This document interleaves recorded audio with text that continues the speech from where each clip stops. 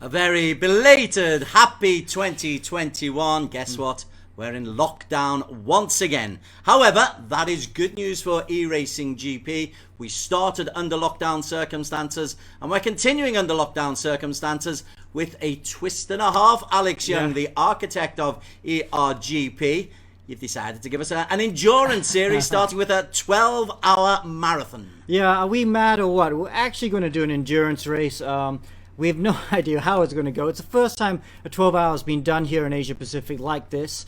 Definitely first one of the year, I believe. So we're going to have some fun. We've got GT3 cars, we've got GT4 cars, 37 entries in total, and about 3 to 4 drivers per car. So we've got driver swaps, we've got different rain conditions. Rain might come in later. We're going to have a lot of fun. Fantastic stuff. Just to try, just to commercialize things, just a touch. For the first time, you're charging entry fees. We had such a good first year that we can't carry on doing this for free, I'm afraid. but you have put a small entry fee on for every competitor. Yes, that's right. I mean, obviously to make it bigger, the bigger production stuff. We also, a lot of volunteers have been helping us with graphics, with liveries, doing the servers and stuff. It's really becoming quite a nice community. And obviously we'd like to try and give back a little bit to the community as we go along.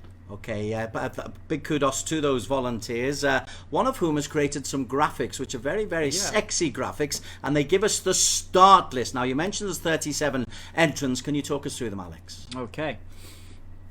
So here is a start list. Looks very sexy indeed. Very excited. We've got a lot of top teams. We've got Sim Racing Filipinas at the top there. They are the defending ERG champions from the last 2 championships, 2 global editions, team champions. So they're going to be strong. We got Laundry House as well from Australia. That's going to be very strong. We've got Legion of Racers from Singapore, very strong. Stratos Motorsport, don't forget, from the Malaysian team. They won the first endurance edition in November. We've got 2 great strong teams from Indonesia as well. One from Thailand. And of course, Wackos Racing there at the bottom, you see them from Hong Kong. They're going to be extremely strong as well. We know how quick they are, and they're going to be very hard to beat. And of course, there we go. Look at you see the GT4 boys there, GT4 cars. Only 8 entries in GT4 cars class, and these are for the copper and bronze drivers. Okay, so we're back. Now you've had the driver briefings, of course, but for those out there who maybe haven't taken the driver briefing, and also just to make sure that there's no real confusion for the driver briefings, 12 hours is a long time. Obviously there's going to be multiple changes, but there's what are the restrictions that you've placed upon the drivers, because obviously they can't go crazy? Yes, okay, so obviously the usual things come into play. You can't block people, you can't drive people off the road. So we're using the ACC software, Sotto Corsa Competizione. So it is very tricky with the server, so drivers have to be careful they don't jump out the server too much. So if you do and the wrong driver gets back in, your entry can get disqualified, so they have to be very, very careful about this. And of course, at a 12-hour race, mechanical failures are always possible with the rigs and stuff, so it's not a given that everyone will finish. We're just coming towards the end of practice now, and we can just see that the cars are out there, and you can see some of the drivers driving now on track. So yeah, it's going to be kind of they have to watch out for this. Penalties obviously can be a bit different. When we do the sprint races, you know, if you knock someone, you might get a 5-second penalty or a 10-second penalty, but that doesn't really work for a 12-hour race. So if you knock someone off, you're going to get drive-throughs, and we can do in-game penalties. So there will be lots of drive-through things we will have to look at as we go along. Actually, Des, do you want to go to the full screen and we can watch practice now? Okay, yeah, we've got about 3.5 minutes left of practice. The guy's getting used to the Barcelona Catalunya circuit, which is a nice flowing, undulating circuit, nice and wide, lots of drive-off opportunities. If you do make a mistake, you can correct yourself. And athletes from all over the region. We're on board with Pratama here, who, if I remember quite rightly, in the 4-hour endurance, that had a pretty good race. He didn't finish in the top 10, but I seem to remember he was in the top 5 for quite some time. And he's with the crack Legion of Racers team from Singapore, and they've got Moto sponsorship. The Moto sponsor that team, so they got 2 entries. In Pratama's car there, I think don't forget Andika Rama's in that car, so he'll be coming up later. And I think the other car, Dylan Tan, is in that car as well. So Legion of Racers with a very strong lineup. Certainly is. Dylan Tan made real waves around the region. He was heavily profiled on news because he won ERGP Season 4. Alif Hamilton won ERGP Seasons 1, 2 and 3. Haven't seen Alif driving for a little while. It's great to have him back. Yeah, it is. And we just have him on the inset on the in-car shots. It's good to see him back. He missed the last Global Edition because of national service. I think he's a Coast Guard or something. Or no, I think he might be a cop actually there in Singapore. But yeah, good to see him back. He's with Stratos Motorsports for this race, and that's going to be a really strong lineup because along with Alif in that car, we've got Nakib Aslan, Miko Nasi, and Alistair Young as well. So this car will definitely be one of the favourites too. How do you see the rotation going amongst the drivers? Can you see 1 hour slots so they can keep their motivation, or can you see 4 lots of 3 hours? Okay, so they're going to be doing, I think, 2 or 3 hour slots, to be honest, because you can double stint, you can triple stint even. The only limits, the only limits we have for driving time is we have a maximum driving time of 420 minutes. So a driver can do just a bit more than half if they really want to, if they're insane enough to do that. I've got a minimum driving time, so every driver has to do a minimum of 60 minutes, and that's the only thing for driving time. However, there is a stint limit as well. The stint limit is 75 minutes, so you must come in for a pit stop every 75 minutes, because some of these cars can actually go to 90 minutes, and that's a bit unfair because some of these cars can only do 60 minutes. So we've compromised on 75 minutes, and when they come in for that, they will definitely do fuel and tires, and then they might do a driver change as well.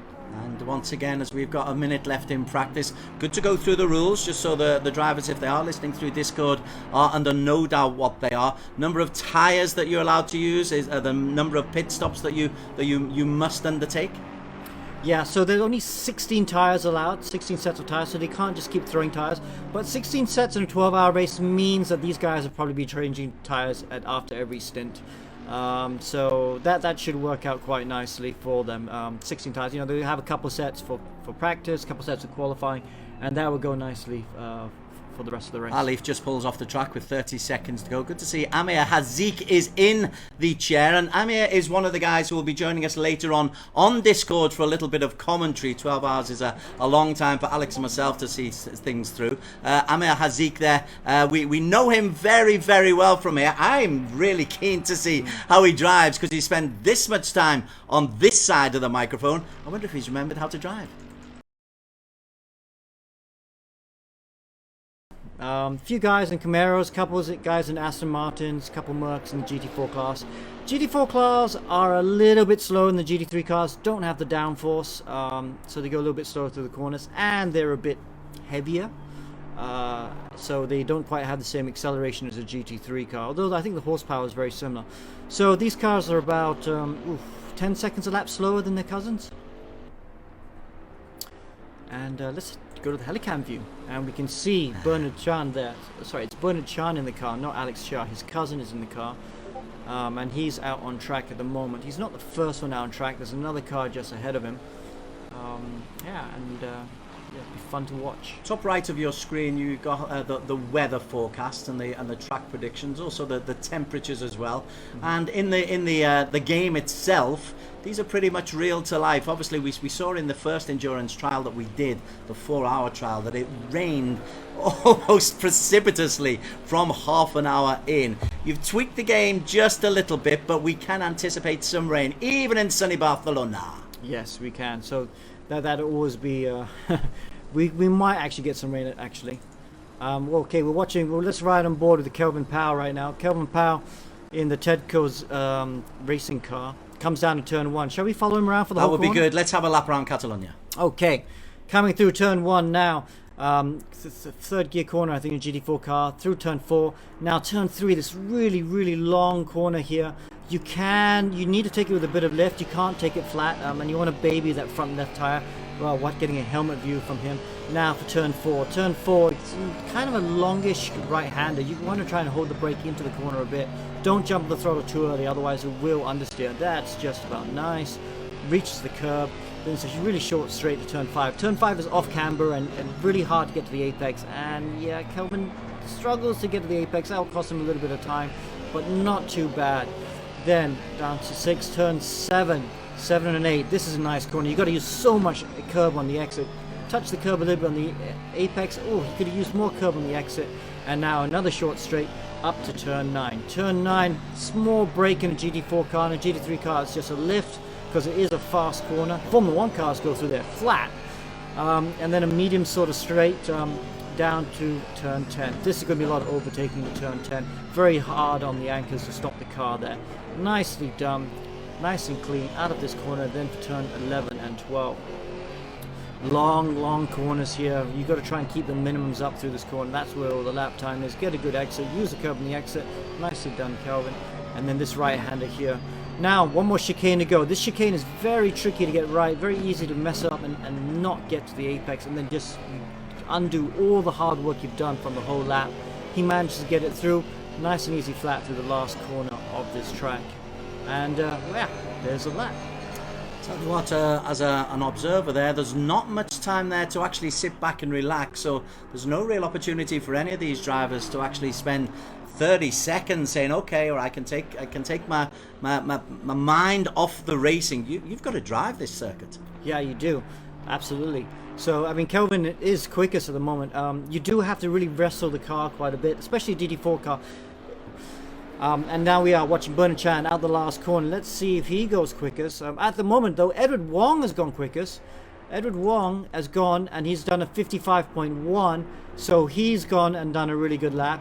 Good 2.5 seconds quicker than Chan. And Bernard Chan has gone in at second fastest. Kelvin Powell currently onto third. But it's a long qualification time. There's still the GT cars out there at the moment. I've got another 14 minutes left. Oh, Chris Chong there goes quickest in the Mercedes. 55.0. Wow, only a tenth quicker. Only those who are out there, they've got until the 15-minute mark. Is that right, this class? That's right. So running out of time, I think. So the GT4 boys are going to end now. Actually, let's have a look at the timetable right now. Powell's not going to improve in this lap. He's a whole second down. You can see all the drivers there on the leaderboard. Quite a few names. So Chris Chong for his team there, Team Uncle, puts it on pole position at the moment. No one's improving at the moment. I think this is pretty much set. Very quick. Martono, car number 46. He was fastest in practice, so that team, he'll be first one out. A trio, one of the fast Filipinos, I think we call them, in the Mark Spec Sim Racing Pilipinas. He's driving the Honda. That's a nice looking vehicle as well. I tell you what, sexy looking cars out there on Barcelona. Yep. So Matrio, we know he can be quick. Was he silver? Silver category in ERGP, I think he was. Yeah, that's right. Oh no! You've got contact already early on. Yeah. Wow. Gosh, 12 hours, lads. 12 hours. 12 hours. And they're doing this in qualifying already. We're on board with the Helicam with Francis Mathieu and the Mark Specker Racing. This is just to get us a kind of a visual or a physical just idea of how quick the GT3s are going to be. Yeah. So it's Sim Racing Filipinas. You know, they're in cars number 1 and 2 because they are the team champions. They won the team ERGP Team Championship two global editions in a row. So they are 1 and 2. Let's see if we can find his teammate. His teammate is actually your favorite, Gav Quintos, is in car number 1. But Alexis Clapano is qualifying at the moment. And there he is in the Ferrari. So there they are, 1 and 2. Let's see what other drivers out there. Legion of Racers were very strong, obviously, in practice. We should have a look at them again, if I can find them. Clapano is always fun to watch as well, though, and he's in the Ferrari Sim Racing Pilipinas. Looking good. Chua coming in behind him. Oh, there is a marked difference. I hadn't quite realised these GT3s are getting different angles on the circuit and the acceleration levels are that much higher. This doesn't look the worst out lap from Alexis Clapano. We won't be having lap times as yet. 18 degrees centigrade, track temperature 19 degrees. Precious little wind out there. The track is marked as fast. Sunny with a little bit of cloud cover are the conditions. All that information top right of your screen. So Alexis Clapano completes his outlap, and in the next lot is that Nigel Chua will just get these tyres nice and warm so that he can accelerate into a good lap for qualification. Yeah, well, let's actually see. Actually, I want to see the Wackos cars just a little bit further ahead of them. Remember, Yatlam Law here. Law there, he was super quick in the last endurance edition. Wasn't he? Yes. He was so impressive in the dry and the wet. He was leading for so long. Unfortunately, the last stint didn't quite go well for his team. So they were leading, weren't they? Yeah. The Hong Kong team was doing superbly well in the 4 hours. He's got the blinkers on. Maybe don't know what he's doing with letting people know. But this is his lap. Let's follow him on board right now. See what he does. Yeah, this team would definitely be in for play. And there are 3 Wackos cars actually joining us for this race. Just a quick note, in the GT4s, Jacob Lauter did actually get in a lap time there, but it's 6 seconds down on anybody else. He just posted one in. Now on to the GT3s, and we're expecting these. If 1:54 is the fastest lap time for the GT4s, the GT3s will be, what, a good few seconds, 3 seconds quicker? Yeah, a good 10 seconds faster than 10 the GT4 seconds, sorry. cars. Okay, as you can tell, that Lamlaw. Car 939. Interesting team name, Wackos Flippable Racing. He's got Amo Hazik behind him. Just trying to get their first lap time together. We're in qualification. There's 15 minutes to qualify to get yourself a decent position on the grid at the start hour of the 12-hour endurance race. There's Latlam and Hazik and Clapano all in a nice long line. Interesting. We'll come down this right-hand corner and we might have our first lap times for the GT3s. What will Law do? Well, Law sets a time, but Alif Hamilton has gone through, Alex, at a 1:43, and Yatlam Law 4 seconds down. Oh, wow. Dylan Tano a 0.5 down on Alif. Kian Butler and Lu Woi Kit also in there. Clapano, who we saw in 5th fastest, Suhaimi in 6th, Suhabu in 7th. Let's follow Suhaimi because he's on his 2nd fast lap here. Okay. Alif, welcome back. Yeah, Alif quickest at the moment. Dylan Tan has just gone 2nd as well. But he's half a second down on Alif. So Alif showing some real magic in Stratus Motorsport Ferrari. So Dylan Tan and Alif Hamilton, the 2 boys. Ah, look at that. Martono has gone and Lawrenson has got in a good lap as well. But yeah, there's Martono. Really good lap. This is a real-life driver. A very, very quick single-seater driver from Indonesia. New to sim racing. If we go P2, is seriously impressive. Presley Martono, JMX Phantom, the livery, the orange and black, looking absolutely wonderful as Martono speeds under the bridge, takes this long right-hand corner. He was only 2 tenths down on Alif Hamilton, Martono. Yeah, we should go back to Presley actually though, because he is. Oh, sorry, we are at Presley in the JMX Phantom team. He's actually 2 tenths up, so he could get close to Alif Hamilton's time. And it's all how he negotiates the final half of this lap. There's still over 9 minutes still to race, so plenty of lap opportunities for Alif to come back. Martono, though, has been pushed back to P3 at the moment because Pratama is into P2. He's 0.17 down. Right then, Martono, how's his lap going? Okay, looks kind of tidy. Ooh, he's found 2 more tenths. Oh, sorry, a tenth. So he was 3 tenths up. Let's see, a few more corners to go. Can he do it? This is the time. Round 13.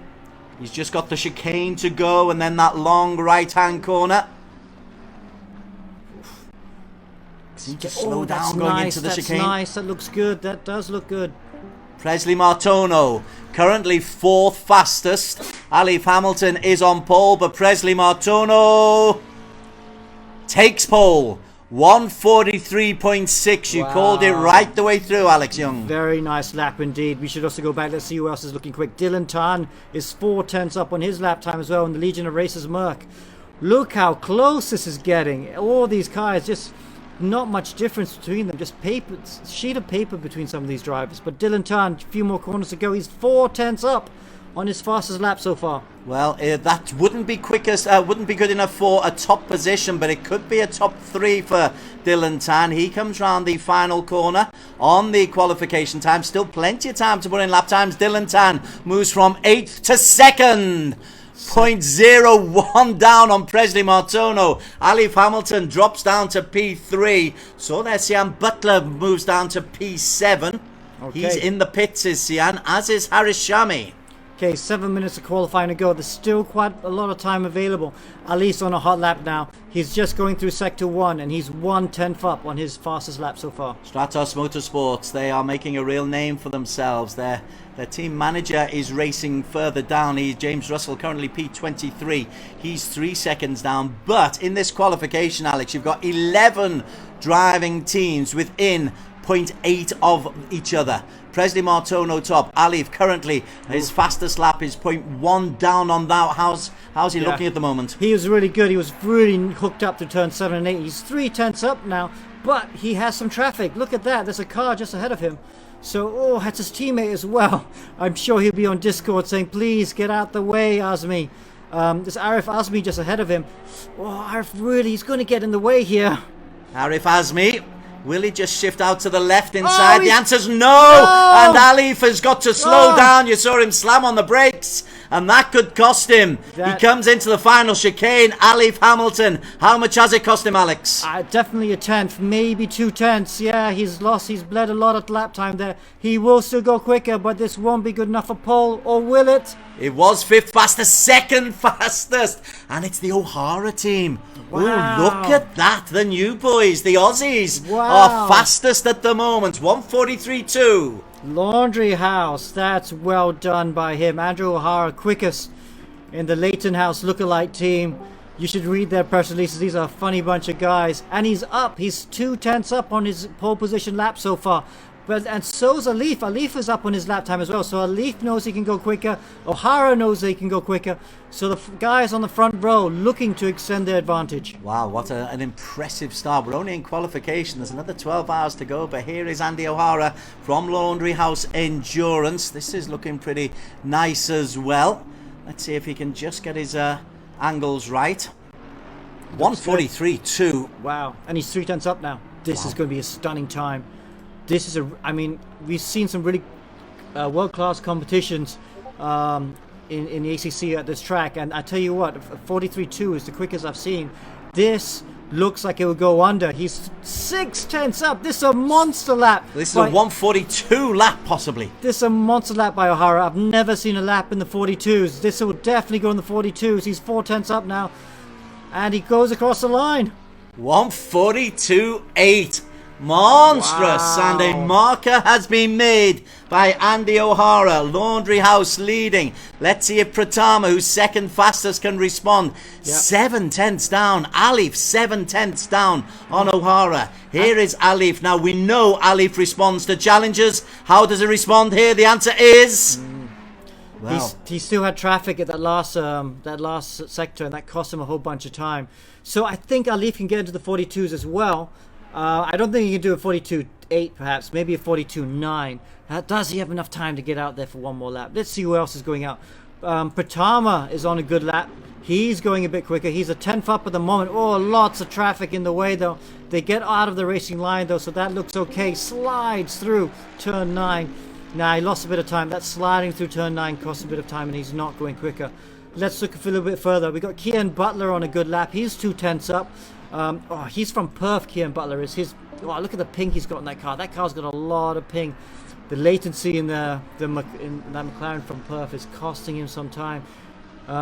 Good looking lad. There he is. He goes across the line. That chicane wasn't very good, so he doesn't improve, and he stays P8, a second off the pace. very respectable times though. It's still 1:43.9 for Kian Butler. Apologies for calling him Siam first. I keep getting it wrong. Kian Butler, based out of Perth. He's in P8, but it's O'Hara. So it's an Aussie show here at the 12-hour endurance at the moment, Alex. And there is the man who is leading the way. Andy O'Hara comes in. I think he's probably decided, that is enough. A 1:42.8 will surely be pole. I think so. But I think these guys haven't given up. Pratama's on an outlap. Alif is also on the outlap, so he's looking to try and snatch pole position, and there's enough time to do another lap. O'Hara's teammate, Lawrenson is here as well, and he's not going to improve on this lap, but he's trying to get onto the front row. Wow, there's going to be a lot of ribbing between the teammates. To be 7/10 down as teammates, okay, yes, they're in different cars, but all these cars are BOP'd quite nicely and they're quite even. And Lawrenson would not like to be down 7/10 on his teammate. Lee has posted a second fastest time ahead of Pratama. Alif is on the second row. Here is Andy Lawrenson, Laundry House, the second Laundry House car coming in at still P5. Yeah. Okay, Lee is back in. Okay, I think that's him done. We said the Wackos guys would be a factor, and there he is, P2, nicely done. But this is the man to watch. Pratama is 3/10 up. Oof. This might be good enough for the front row. Wow. 3/10 up. He's got to make up 5.53 of a second on Andy O'Hara. He's already made up time on Lee. So to chase front row would be very, very good here for Moreno Pratama. Legion of Racers, competitive. They've already got Alif on the second row of the grid. We've got under 2 minutes remaining now in qualification as we look overhead. And nice. Pratama goes second. And that's, it's just outside 142. Yeah. Just over 143. Yeah, it's still a really good lap. Legion of Racers team boss, Melvin Moe, will be very happy with that. He's not driving this weekend. He decided just to focus on managing the team, but he'll be super happy with that. Kian Butler, though, great lap time. He's gone even quicker. He's up to P5 now with a 43.5, so good lap by him. So he'll be pleased with that. Let's watch Alif Hamilton though, because he must be on a quick lap now. He's not really going quicker. He's only a 10th up. He won't be happy with this, but we also know from his previous laps that he had traffic at the last chicane. So if he can nail the last chicane, maybe he can find a bit more time and get onto the front row. This could be very close, Des. 111 for Muhammad Alif. They call him Hamilton. Stratos Motorsports comes in. This is the final chicane. Well, is it good enough to get onto the front row of the grid? Pratama is 4/10 quicker than him. It's not the yet. He comes into the final corner. Alif's time, Alex. It's going to be quicker. Third. Third. So he's gone ahead of Lee. He's elevated himself one position as they go down the hill. He won't have time for another lap. Neither will O'Hara. But O'Hara looks like he's goading Alif. Yeah. He's saying, there you go. I'm the boy in front of you, Mr. Hamilton. I've heard about your reputation. I'm Australian. I've come to try to take you on. Okay, but let's not... Presley Martona, though, he's not out of it as well. He's P7 at the moment, but he's halfway through his last lap. 10 seconds. 10 seconds only. Time. He was 3/10 up as well. That's such a shame. But yeah, he's not going to improve. Well, that if he'd managed to complete that lap, that would have put him onto the front two rows. But not good enough. These are the results of the moment. McLaren, Mercedes on the front row. Ferrari, Mercedes on the second row. Porsche, McLaren. McLaren, Ferrari. Mercedes, AMG GT3 for Dylan Tan and Nigel Troy are on the fifth row. And Woy Kitten, Amo Hazik, Sim Kaiwan, and Ayman Hazik. Good performance from them into P12. Sahabu, fastest time in the Lamborghini, P13. Hendamo, Radyanka, and Adisputra in the Lamborghini. Now then, who's just upset that apple cart? Nobody. But really quick, Triple L, the team from Hong Kong in P17. Law only P18. Law Mok and Wong in the BMW. BMW's maybe struggling here at Barcelona. Alex, only P18 for car 939. O'Hara, Pratama, front row of the grid. O'Hara will just try to accelerate away as they come round. Slows it down. Make sure the Pratama and Alif are in formation. Lee in four, Lawrenson and Dylan Tan on the third row of the grid. O'Hara bides his time. He'll try to get as much acceleration as he possibly can. So the 12-hour endurance race is underway. And O'Hara from Team Laundry House and Pratama immediately. Alif Hamilton has lost a little bit of pace there. Alif drops down to P3. Lee drops into P2. O'Hara not away to the quickest start, Alex Young. Whoa, and then 3 wide into turn 1. Oof. Have to be careful while looking at all these cars as they funnel through right now. Laundry House, Lawrenson has got through into P3 from P5. Alif drops down to P6 behind Dylan Tan. Yeah, so they're all being super careful, which is very important at this stage. Some of the drivers are further back now. So, well, so far no incidents. Everyone's got through nice and cleanly. That's exactly what you want as a team manager. And and as a race promoter, I don't like to see cars not getting through the first couple laps. So Francis Matrio, he's back. right at the very back, and there is Jacob Lauter and Chan and Hanapia. Oh, several of the GT3 cars there in real trouble as Matrio and Kent get stuck, and oh my word, 12 hours to go and a confrontation on the first lap, Alex. Yeah, GT4 guys just getting a little bit messed up there. I'm sure they will recover nicely, but back at the front, Pratama there looking nice. That's exactly what he needed to do. Because he needed to make sure that he could get through nicely. So he's holding off both Laundry House cars. But listen, that McLaren, O'Hara's going to be desperate to get to the front because he knows he's got the pace to pull away at the front. The JMX, he's got Presley Martono, Fadli Rakhmat and Avilia Bahar, who's a new name for us, and the McLaren looking good right behind them. You've got the Team Laundry House pairing of O'Hara and Lawrence. And so lap 1 about to be completed. Dylan Tan down in P5 at the moment. Alif P6, as you say, just safely negotiates his way through. But it's Pratama, O'Hara and Lawrenson on board here with Dylan Tan. Remember, this kid isn't even yet a teenager, and he's putting himself through the rigors of a 12-hour race. Yeah, and he's doing a really good job there. He just needs to be nice and calm. He is very inexperienced but super fast, but he'll have his father and the team manager in his ear saying nice and easy, no worries, perfect. Because this is perfect. This is all you want to do at the start of endurance race. It's so easy to go off and just make a mistake, but you just need to keep it nice and clean. We got 12 hours to go. You just have to remember that. It's nothing. It's been ingrained in my mind, Alex, I promise you, and I'm sure the drivers have as well. As K Lee from Hong Kong in the Mercs. Mercs doing pretty well, 1-3, 1-4 and 5 at the moment. The Legion of Races of Moreno Patana leading the way. Fadli Rakhmat is an interesting character to come in next. He can be very, very quick, Fadli, but putting him in an endurance race will be a real test of his skills. But look at the Australian pairing. Both of them, O'Hara, who was fastest in qualification, and Lawrenson, both very, very close. Yeah. This will be making Pratama a bit nervous here because he'll be thinking about tyre wear as well. We are at 9 o'clock in the morning at this race start. It's going to be warming up as we go along. This first stint might not be too hard on the tyres, but towards the end of the stint, you'll definitely be starting to feel the tyre wear. So you don't want to push too hard while you've got a full tank of fuel, but the Laundry House boys are all over the back of Pratama, and Pratama will be pushing a bit harder than he'd want to at the moment.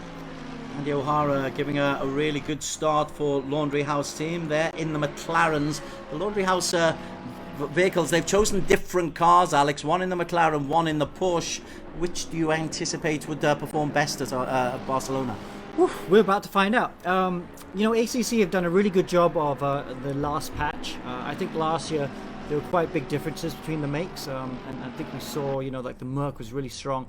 But now it seems to be very, very even. Yes, we have a Mercedes in front, but you definitely feel that the McLaren is just as quick, the Porsche is just as quick, the Ferrari, BMW. So I think it's a lot fairer right now, and it's really going to be about the teams maximizing everything, because, for example, like the Porsche have good traction, tends to be pretty good in brakes, but it has weaknesses somewhere else, So drivers and teams that know these differences will just be very aware of it and trying to make sure that everything goes okay.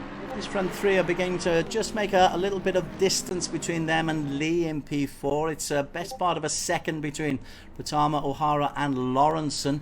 The sky blue liveries of the Team Laundry House team. Pratama still leading the way as he has since about the second corner. Right at the very back is Chris Chong there. He's 8 seconds and at the very back. But he's leading GT4 at the moment. Got you. He is. Yeah, so he's not too bad with that. There he is, Chris Chong there at the bottom, in 30th position. But obviously in the lead in GT4, that collision, that first lap, I think took out quite a few of the GT4 cars, so that's why he's got a nice lead. Well, we saw Hanapia and Jacob Lauter were all there. Yeah. Lawen Kent in Team Uncle, he's second. Edward Wong is third. Team Racing Line in the GT4. Kelvin Pau is in P4 in that group. They're just beginning to bunch up, Wong and Kelvin Pau, and Hanapia's not too far behind them, and Urshad 2 seconds adrift, and there indeed indeed is the GT4 race in all its glory. 2 races in one, let's not forget that, and the winner of the GT4 category is worthy of a prize on his own. But Chris Chong doing very nicely. He is 8 seconds clear of Lau Kent at that category. Yeah, as you say, love the Mac Gray. He goes through. They are now on lap 3. Oop, let's go back to the front though, shall we? Let's we'll leave this battle at the moment, because we'll be seeing them as the leaders come up to lap him in a couple of laps from now anyway. But Pratama, they're still holding on to that lead. But he is having to drive pretty hard. Yeah. And slipstream just helps a driver if they're behind. Obviously, you've got to be wary of any late braking, but if you're in the slipstream, you're just using a little bit less tyre, a little bit less gas. Pratama having to lead the way as they come around this left-hand corner, the double left, and onto the fascinating part of the circuit. Yeah, it's long corners. Love this bit under the grandstand though. Yeah, and just see them hunting in 4th position there. There's Kong Lee just there. Sorry, Kin Long. Sorry. And Alif has got in front of Dylan Tan. We didn't see that. So just behind him, see the green car. Alif is in front of Dylan Tan, who's just dropping back a little bit now. And Nigel Chua is getting a bit close. Kian Butler in P8, Alexis Clapano 9, Wu Kit in 10, Aziz 11, and the best of the Hong Kong team, Law up in P12. Well, no, the best. There are 3 of them. Don't forget. So Lee. Oh, Lee. Sorry, Lee's. Yeah, of course. My apologies. Yeah, Lap Law is Law here, just leading his teammate Triple L. He's got in front of his teammate, and yeah, they won't be too unhappy with it. I mean, it's a long race to go, but they'll be a bit worried about their pace. They're in the 45s at the moment, where the leaders are in the 44s. We just go down to P20. Alex Presley-Martono was pretty quick in practice and qualification, but he struggled just a little bit here. Obviously, he was caught up in the traffic early on. He's trailing Mark Darwin. He's got Haris Sharmi behind him. Presley, though, was looking impressive for large parts of qualification, but has he had a couple of poor laps? He must have. It's a bit of a surprise to see him so far down, to be honest. Martono in P20. Yeah, P20 at the moment. Shall we go back to the front then? Yeah, always worth going. Yeah, so 44.8 by Pratama, that's not as quick as they can go. I know, I've seen when they did the test races yesterday, and we ran at the same time as well. They were doing the low 44s.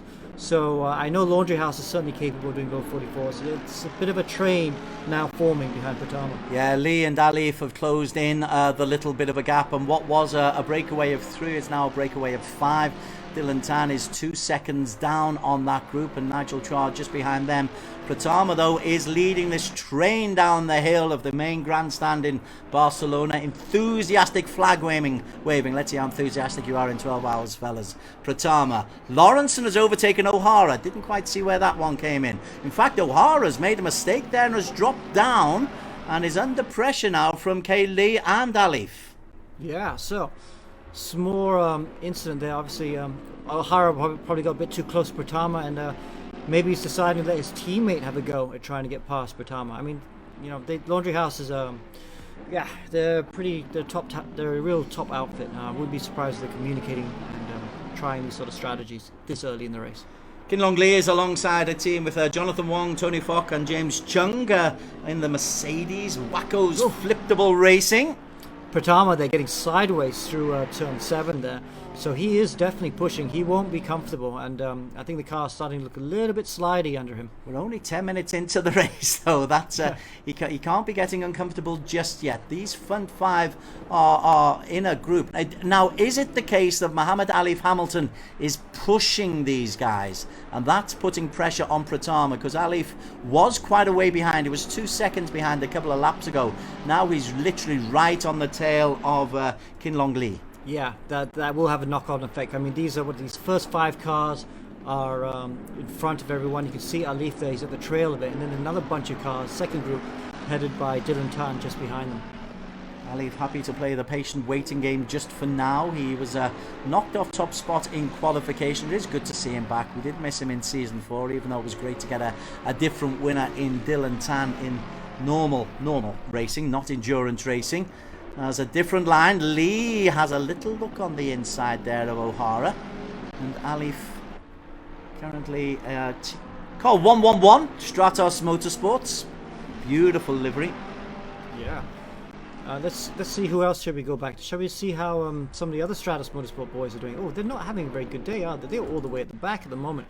James Russell there in the car 444, and yes, he's the team boss. Did some great strategy in the E1 Championship, so now they're leading that E1 Championship as well earlier on. He's with the team with Aaron Lim, Dominic and Adrian Ferguson, car 444.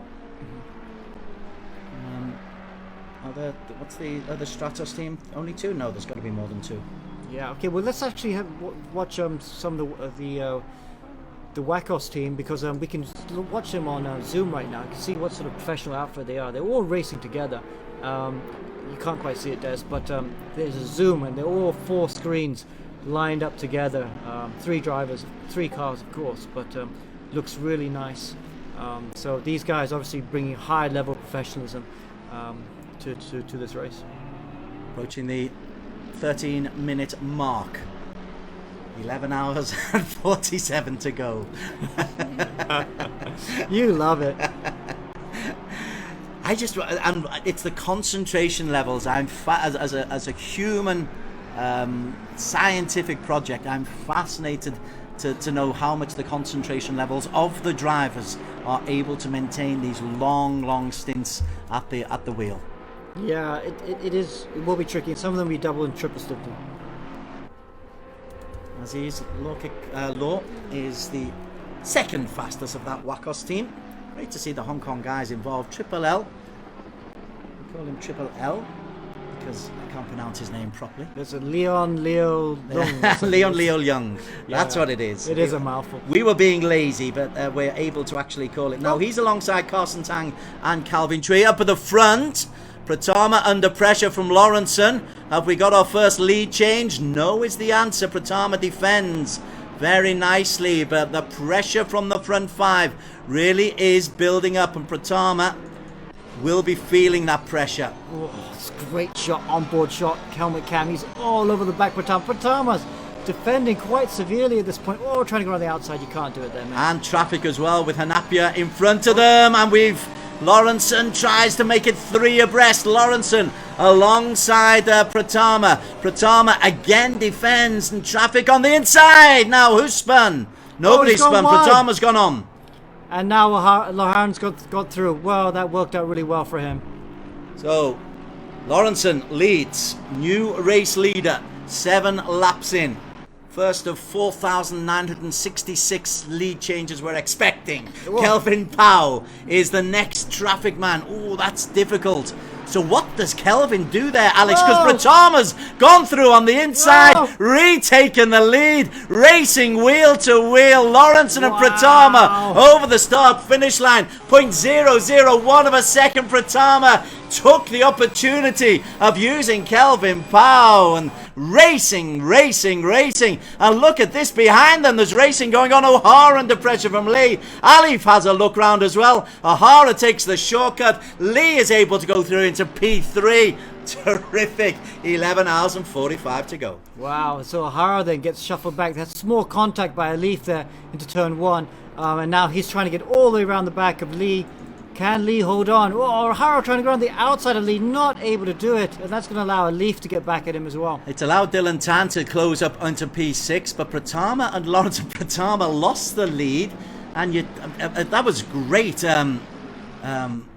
authority from Pratama to see and use Kelvin Powell, because Kelvin was the back marker. And Lawrenson went one side, and Pratama went the other, and Pratama chose the right option. Okay, now Lee's got a bit of traffic here. Oh, look at this. Can O'Hara get back past Lee? We'll look down the inside. Lee's defending the inside here. Now goes to the outside. Doesn't have a rear view mirror. Oh, there you go. Could have got the video though. Will he get the... No, not able to get the exit he wants. So the Merc holds on for now. Interesting selection of where the rear view mirror is in his dashboard rather than the usual place there. So Andrew O'Hara with a fascinating setup. Yeah. All the manufacturers and makers getting their moments, and it's I would say settled down, but it's not. We've got a real race for P1 through 5, and Dylan Tan has joined in that little group as well in P6, and Nigel Chua not too far away, and Kian Butler also in that mix. So what was once 3 is now 7. Well, 8 actually, 8 cars. Capano as well. Yeah. So looking really good there. Oh, Lawrence in there looking, and O'Hara. Wow, it's going to be action-packed all the way through. Kian Butler is the end of this train here in 8th position. There's a small gap between with Clapano there and Wookit as well, and just behind these two, we got Aziz and Law, and the third of the Wackos cars as well. Back at the front though. Yeah, you can't leave the front, Alex. It's not fair because something is actually going to happen. That last little incident on the last lap, as you can see, Lawrenson once again as they come down the hill, they're pressing on Pratama. But Pratama, Moreno Pratano, Legion of Racers, has withstood the pressure immaculately well. Lawrenson, Leo, O'Hara, and Alif, Tan, Chua, and Butler make it an 8-man train. Great racing. I wasn't well, maybe I was expecting this in the first hour. Surely it will calm down in hours 2 to 10. Surely. Yeah. You'd hope so. It might be like this the whole way. You might not have a chance to take a break. Pratama still leads the way. 889. He's testing with the gods there with an 889 number. Lawrenson in second. The bracketed figure is the that's the connectivity rate, isn't it? The bit rate. Yes, that's right. So it's a latency. So Lawrenson is. Oh, he's had a Lawrenson's moment. made a mistake. Lee through. I was just going to say he has a latency issue, but he's just had a mistake, and now wow, that's perfect for Bertano because all these cars are fighting right behind him. Lost 3 places, did Andy Lawrenson, on 1 mistake. It means Kay Lee is able to go through into P2. Alif and O'Hara battling to make it through. O'Hara's got the right line. Almost 3 abreast. There's a crash. Dylan Tan involved in a crash behind. Dylan and Nigel Chua and Butler. They are genuinely racing this early in a 12-hour. Lee King Kong is the leading of that little group, although O'Hara's now got through into P2. Ali putting pressure on. O'Hara goes a little bit wide, and Lawrenson, who was in P2, is now quite a way back in P5. O'Hara, there's the battle behind him in his rear view mirror. Lee alongside him. O'Hara tries to get through. Alif is there. Lee still holds on to P2. O'Hara tries to go around the outside, and all the while Pratama has established a 2-second lead. Wow, look at that. And Alif is just watching this and going, whoa. He's going to be looking for a way through, but we know how quick O'Hara is. Now he's got back up to second. That's what he needs. Lee, though, is he going to look down the outside? Yes, he is going to look down the outside, but he can't do it. Oh, Alif does look down the inside. This could be good for him. Just can't get through on the inside. Now Lawrenson is fighting back, having made that mistake. Again, he gets a little bit close to Ali for 281 ping rate, though. That's a little bit too high for comfort. You want to be in the 20s as Chris Jong. Oh, catches Lawrenson. Lawrenson goes sideways and cars avoid him. O'Hara and Jacob Lauter in traffic there as well. I tell you what, the traffic has caused real problems for the leading racers. They're so busy racing with each other that when they catch up the GT4s, it's caused them a big problem. Lawrenson has dropped down to P13, Alex Young. Wow, yeah, GT4 cars just getting in the way there. Oof, shame for Lawrenson though. It's not a disaster. Yeah, he's lost a lot of lap time there. It's like 15 seconds he's lost there. But he just keep calm. He'll be frustrated with this. Well, he was battling for P2 one lap ago. That's how quickly things can change. 11 hours and 40 to go, but Andy Lawrenson is in where is he? He's P13 now, and quite a long way down. He's got a triple L in front of him. Butler was also involved. Butler has dropped down, and what it means is that Pratama has been able to establish a 5-second lead, and this will be just such a relief for Pratama in the lead. Clapano has taken advantage, moved up into P7. with Chua and Dylan Tan and Alif Hamilton ahead of him. Kit has also joined that little group as well. Yep. O'Hara. Now O'Hara's like he's been let out of the bottle. He's going to be going very quickly indeed, I think. Clapano and Dylan Tan getting side by side. Oh, holds on to it now. Sim Racing Filipinas car. Clapano is up into P6 now. Dylan Tan, he was caught up in an accident earlier on. That's the concentration levels I think I was alluding to earlier on. You just can't make a mistake, and this circuit doesn't allow you to just take your eye off the ball for 1 millisecond. O'Hara in P2, but how far down? He's 5 seconds down on Pratama, although he has caught up half a second, I think. No, 0.3 of a second on that last lap. Yeah, but Pratama really got lucky with the GT4 cars, just as these cars just got caught up behind him, and so now O'Hara, he's really quick though. Look how much of a lead he's pulled out since getting back up into second position. Wow. Wow. So that's good. He's pushing now. He just did a 44.3 on his last lap, and to be doing 44.3 midway through your stint, well, not even midway through your stint yet, is very impressive indeed. That's a really quick lap time. Lee and Alif not able to live with it at the moment, but another 10 more laps, and I think O'Hara will be up to the back of Pratama. Well, yeah, he is catching up 2/3 of a second each lap, and he's dragging Lee and Alif Hamilton. Alif, as is the Alif way, has just stayed out of all the danger. Nigel Char, Clapano, Dylan Tan. Just can we move away from this leading group, Alex? Just see how let's see how Amo Hazik is doing down in P15 at the moment. Amo is a regular in a commentary box. Is it Amo? No, it's Ayman Hazik who's there, but he is part of the Amo team. So Ayman Hazik is in P15 at the moment. Racing out of Japan, is he still? Yes, Ayman Hazik still racing out of Japan. And like you said, his namesake and our fellow commentator should be getting in later on. So forgive us for a little bit of bias, hoping that the team Hazik do pretty well. Behind them, Presley Martono is there. Down in P18, Alex Harris Swami, currently 18th. He was the silver champion and by far and away the best in the silver category. Are you expecting him to maybe try to get up into the top 10 at the end of this 12 hours? Yeah, he's got some quick teammates as well. You know, it's all about surviving. And you've seen how much action that we've already seen in this first stint, really. So he could get up to the top 10 easily. Not showing great pace at the moment. He's in the 45s. 47s actually. His fastest lap is in the 45s, but now he's in the 47s. So he's getting held up by a Thai driver. And I'm going to allow you to pronounce that. The Thai boy. Yeah, he's got quite a bit of time still to find. There is Harris Swami in currently P18, car 100. And how about some of the Filipinos, the fast Filipinos we refer to them there in the Honda. Francis Machilo currently in 21st as Swami just gets a little bit too close to the back of the Thai. I'll work out the pronunciation. I must confess I haven't worked on that. Le Kraichapon. Harris Zephi Shami for Tedco Racing, currently in P100. Good little battle this. Yeah. Just 2/10 between them. And you'll have these little battles going on right the way through. We obviously will focus primarily on the leading races, but there's racing going right the way on, and the concentration levels are every bit as important down in P18 and 19 as they are in P1 and 2. Yes, that's true. Matrillo, like you're saying, is behind that, trying to get past Lauter again. Yes.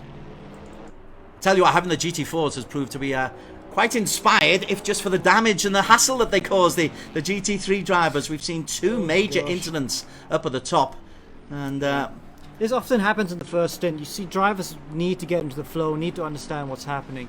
As the race goes on, it will calm down and it will get a little bit easier. Francis Matrio currently in P21 in the Honda. Further down, Yevon David, P27. Now, were we expecting Yevon David and co to be a little bit higher up the yes, racing? he had a drive-through penalty. So he had to serve it, and that's why he's further back. And I think it might have been for track limits. You only get to do 3 track limits, and then if you have 3 warnings, you do a 4th time, then you have to do a drive-through. So we talked about in the driver briefing, we can't do anything about track limits. It's in the game.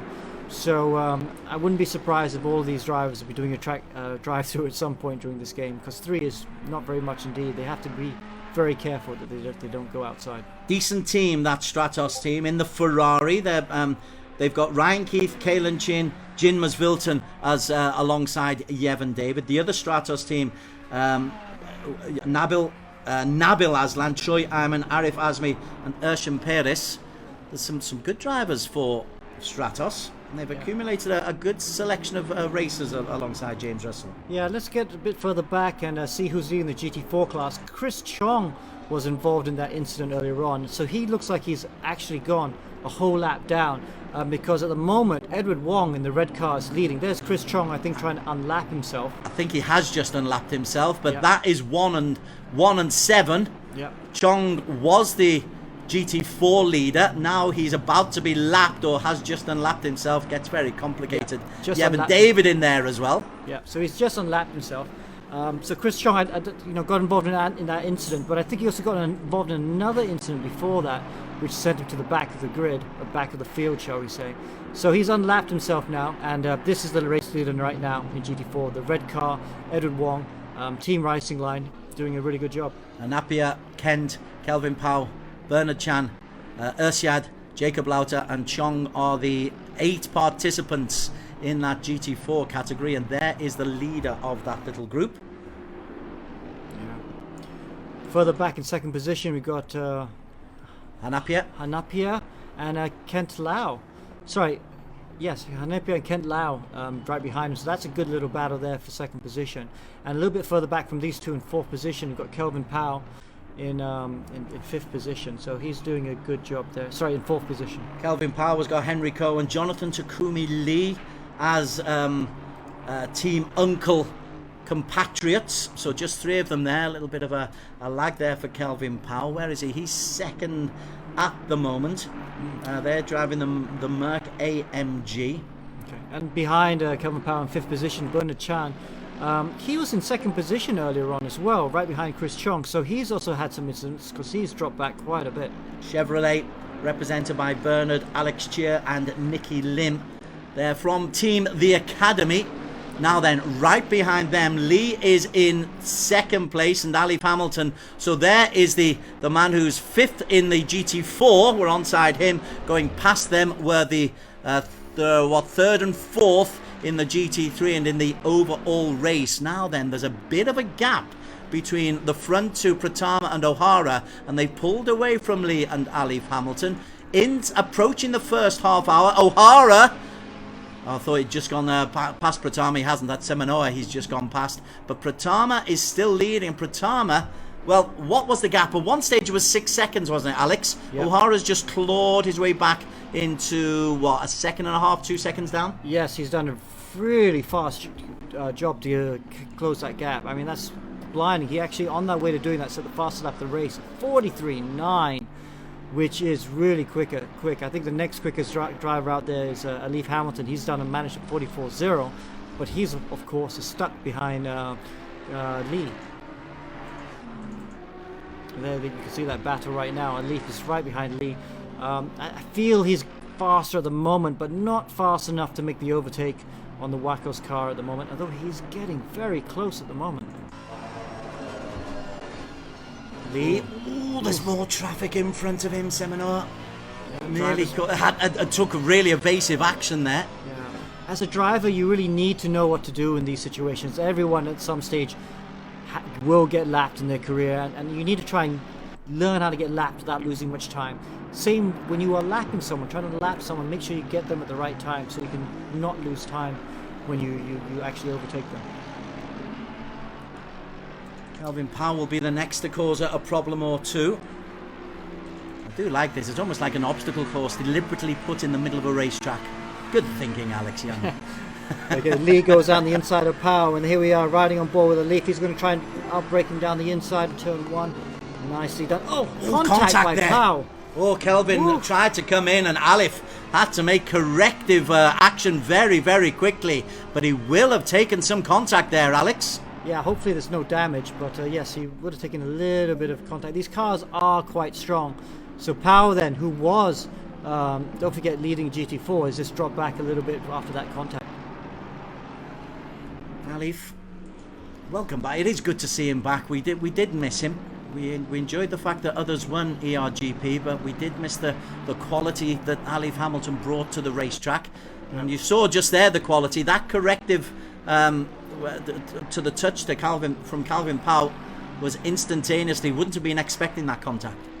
Yeah, we wouldn't have at all. Shall we go back to the front then and see how Pratama is doing? Because he'll be getting starting to get a little bit of heat from O'Hara. There he is, overtaking some back markers, going down the inside of Heiko. Alorto there again in the background there. But look at that. Oof. Getting right out of the way. But O'Hara is closing that gap.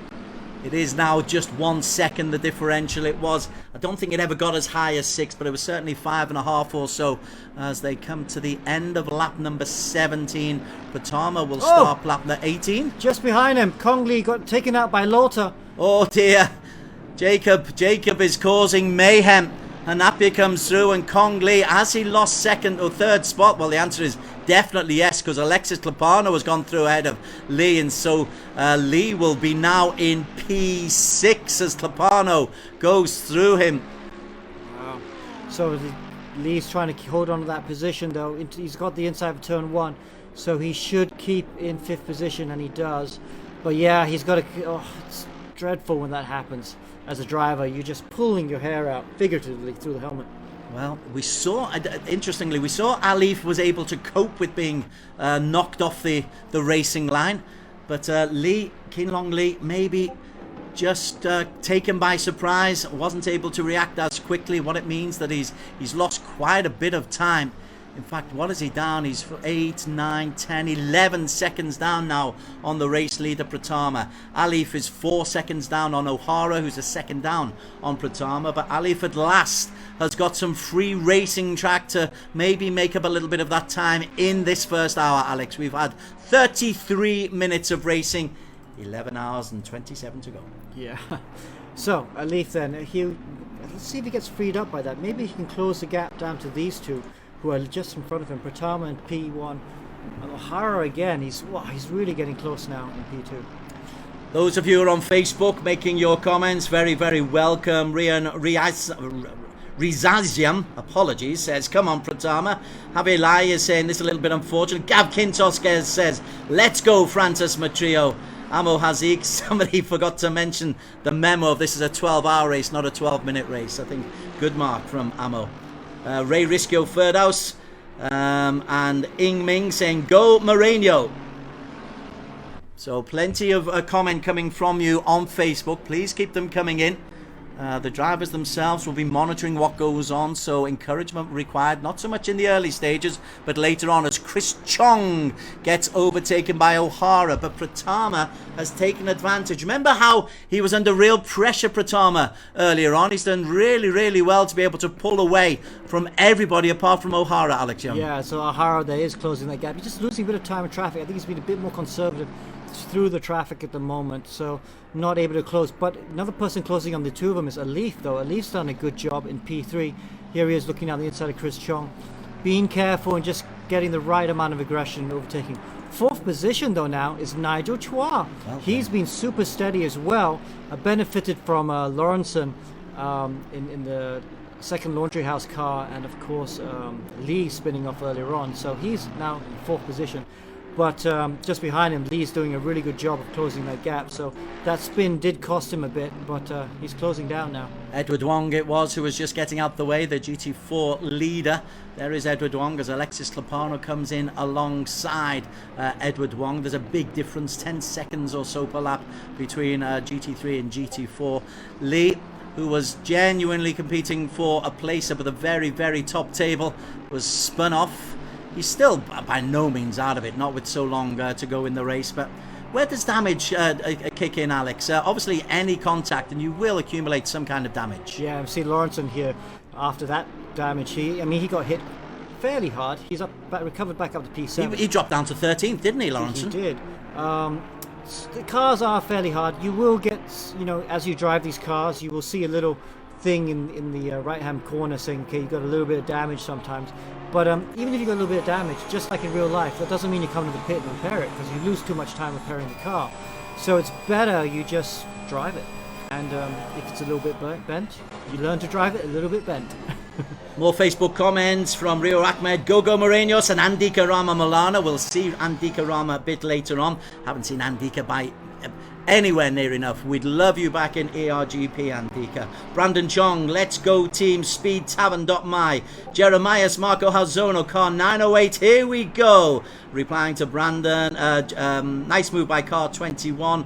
Keep the comments coming in. We will occasionally go down to you. Here's Triple L, Leon Leo Young, P9 at the moment for car 999. He's done a really good job. He has, hasn't he? I mean, his pace has been picking up because you see a Shuhaimi behind him now, who is in front, and Dylan Tan as well. So maybe with tires getting a bit hot, they're struggling to keep the lap times down, and of course traffic. This is another reason why we're doing this, because if drivers want to try and get into the real world and excel in these sort of races, you need to learn how to deal with traffic. And this is where we're seeing the more experienced drivers finding just the right attitude. You need to be aggressive and precise and sure when you're overtaking, but you also need to know when not to do it. And oof, Dylan Tan looking like he's got a little bit of damage on that car. Yeah, there will be damage. Just look at the track temperatures. Track temperatures optimum level, 21 degrees centigrade at the track, and barely any wind. And keeping an eye out, this particular correspondent loves it when rain comes in. No rain anticipated just yet. Boo! Boo to the game organisers. We want rain, don't you? Dylan Tan goes past Edward Wong. Edward is the top of the GT4 list. Dylan currently P11. Kian Butler 12, Martono 13, Ayman Haziq in P14. You can see Kian Butler. He was struggling, Kian, earlier on by having a bit of lag, and he's still got a bit of lag there. That ping rate 313 is a little bit close to the 400 mark that can get you kicked out. There is the leaderboard as it stands. Pratama, he's got Andika Milana and Luis Moreno to come in, car 889, strong team. O'Harrison, Peterson, Bakida and Hooligan in the McLarens, currently second. I don't know much about any of them, but I tell you what, from what we've seen from O'Hara, they must be decent. Alif, Aslan, Nasi and Alistair Young, looking forward to seeing how they work as a team. Lee Wong and Tony Fock in fourth in the Mercedes. Nigel Chua, Afik and Kelvinder Singh. Yeah, Kelvinder, big challenge for him. Alexis Lapano, Brady, Summer Debelia and Seiko, the all-Filipino in sixth. Lawrence and Rayton, Mabry in seventh. Luo Kit in the McLaren, and he's got Moyen and Gafford, two new names for me. Car 63, currently eighth. Tang, Chi and Triple L in the AMR Vantage, car 999, and Suhaimi in P10. Dylan Tan, who else do we really want to see? P14. James Russell doing well in P16, and the second Filipino team of Matrio. Honkulada, Lopez and Rosales down in P18. 21, Alex, this is the team that's surprising me. Yevon David currently struggling down in P21. Yeah, that drive-through obviously affected them, and so he's way at the back now. But so these young drivers just have to remember it's still a long way to go. O'Hara's right on the tail now of Pratama. Wow, yes, he is. So Pratama, again, with all that pressure, he's been leading all the way.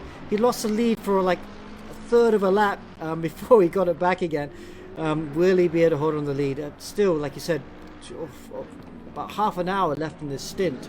And he's now got to contend with O'Hara. Well, O'Hara was quickest by some distance in qualification. He was the only driver who got inside 1:43 as a lap time, and it looks like he's just trying to use the slipstream and may well decide there's traffic in the way there, so this might not be the optimum place to overtake. Tries to maybe go round the outside.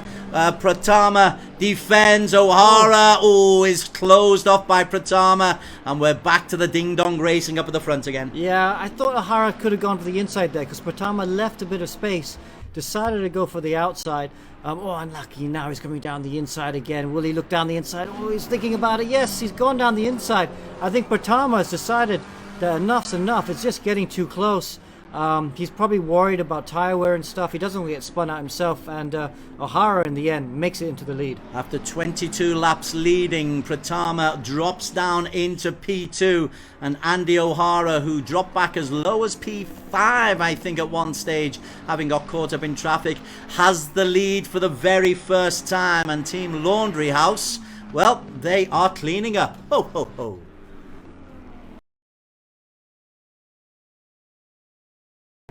Okay, we'll go do it from the front of the car, inside the car, shall we? Up to 4th gear. Look at the dash, up to 5th gear. You can see the gears changes as he goes.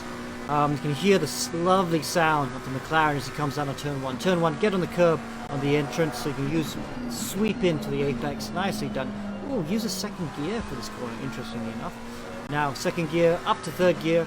This corner is flat in qualifying. Well, not flat, it's just a small lift, but it'll be a big lift now. Tyres are getting a bit used as he goes past the racing line car there. Up to 4th gear, then braking for turn 4. Use all the curb again on the entrance, down to 2nd. Nicely done, get it in. Long corner here, turn 4. And then just fight the car a bit on the exit there. Short straight into turn 5. Off camber. 1st gear through here. Wow, time uses 1st gear through there.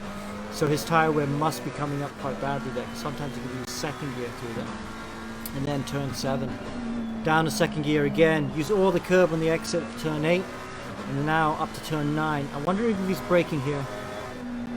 Can't really see if he is or not. Yeah, the tyres start getting worn. Sometimes the drivers have to brake a little bit through there. Normally it's taking just a small lift. Bit of a straight here before braking for turn 10. Nice tight left-hander here. Got to use.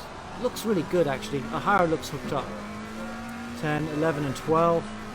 Long turn 12 here. You can make a lot of time here if you just carry a little bit of mid-corner speed. Use all the curb at the exit. Use all the curb on the entry for 13. And in the last couple corners, the chicane here. Very tight and twisty. Easily can lose a lot of time. You get just a little bit sideways through there.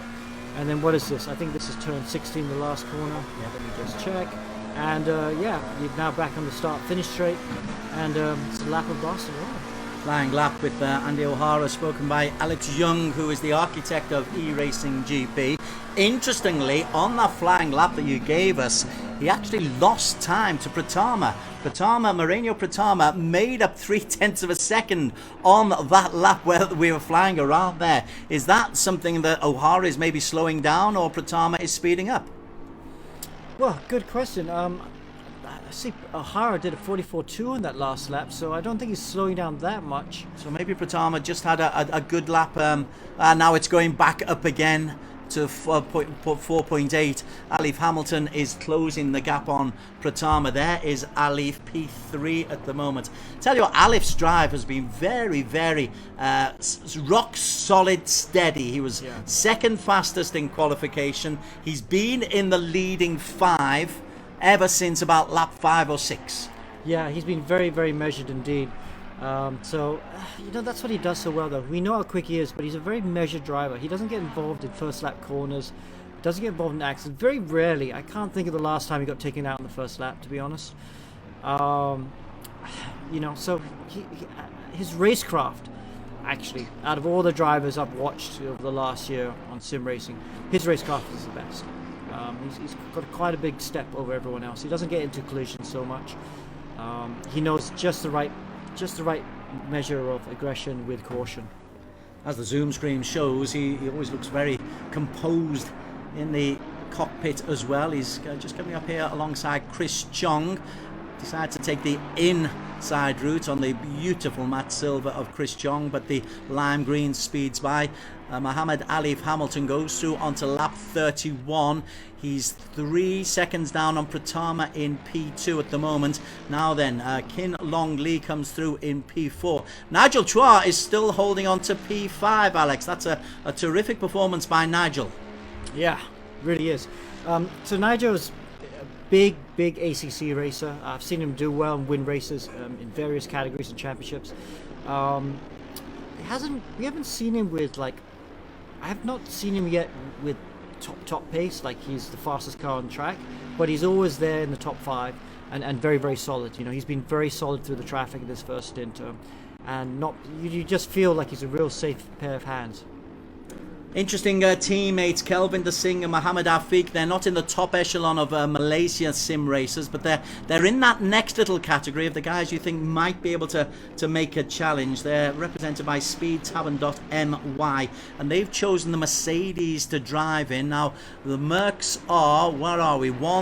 Second, fourth and fifth and 11th. So 4 in the top 11 for the Mercedes. It seems a good choice. Lawrenson into the pits, Alex. Yeah, it looks like he's just why is he pitted, do you know? He's yeah, I think it's just fuel and tires. So the pit stops are starting to happen. 65 minutes of his first stint. He's decided to take the first of the front runners to pit. Okay, look, Malana's got in the car. Love to see Andika back. Welcome back, Andika Rama. We have missed you.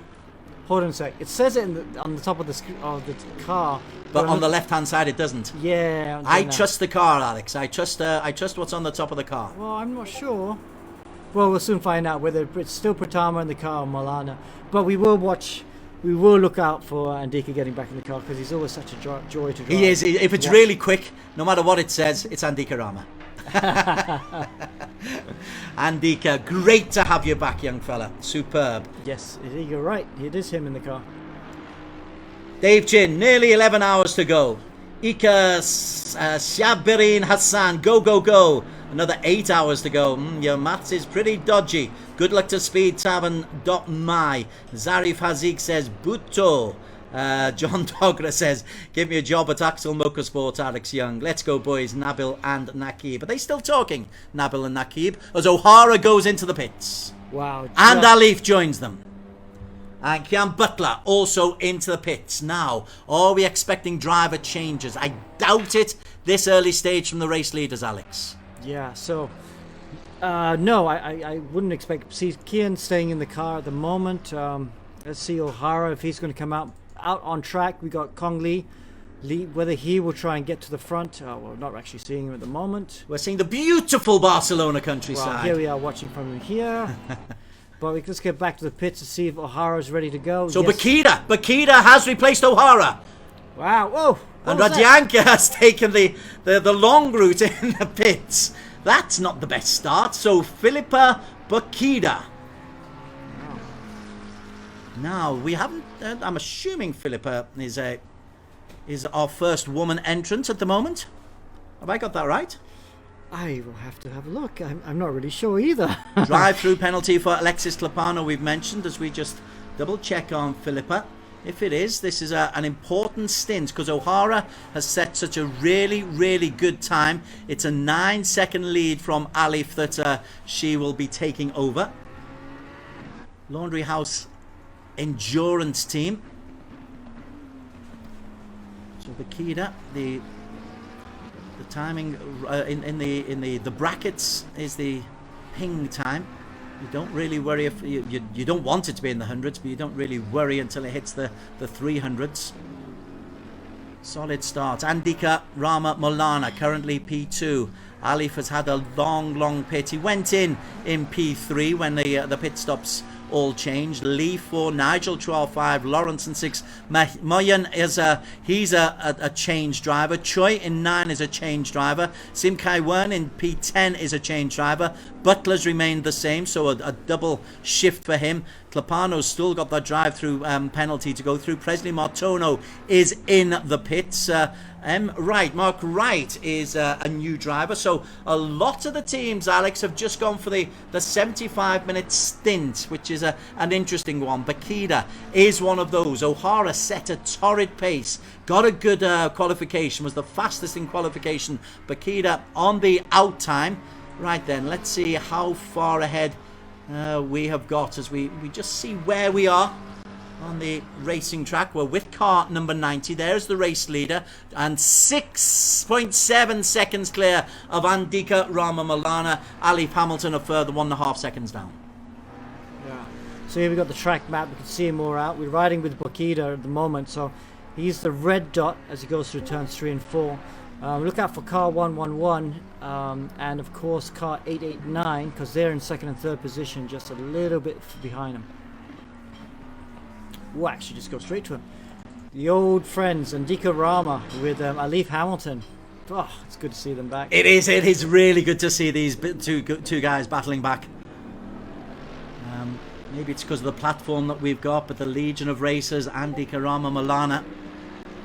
Let's see if he is as good as we remember. The old memory, particularly at my age, can play one or two trips. As Alexis Lopano's still got that drive-through penalty to serve. How long does he have to serve? How quickly does he have to serve that drive-through? 3 minutes. Okay. 3 laps. He's got 3 laps to serve it. Otherwise, he will get disqualified or have a huge penalty. So he has to come in and serve it. Ore Ding says dive bomb. Don't understand. Ben Yusuf, keep pushing Nigel Chua. Good comments. Nigel is currently in P5, chasing Milana, Alif and Lee. Bakida still leading the way. We will sort with this graphic exactly who is out on the circuit. Javier, don't say we are not a service for you. Philippa Bakida, the 22-year-old Australian, is leading after 49 laps. The lead is over 8.5 seconds for Alif Hamilton, who's overtaken Andika Rama into P2. So Alif, Aslan, Nasi and Alex Young, it's looking good for them, but not as good as for Philippa Bakida. Andika Rama in the Mercedes car 889 is driving in P3. Lee King Kong is in P4, the all Hong Kong team in the Merc, the car 969. Nigel Chua is driving. He's got Kelvin the Singh and Mohammed Afika's teammates after the next change. Moyin Luwoy Kit has just dropped out, and Gafford is the unused driver in car 63. The all Hong Kong team of Mok Wong and Law are in P7 in the best and the only BMW.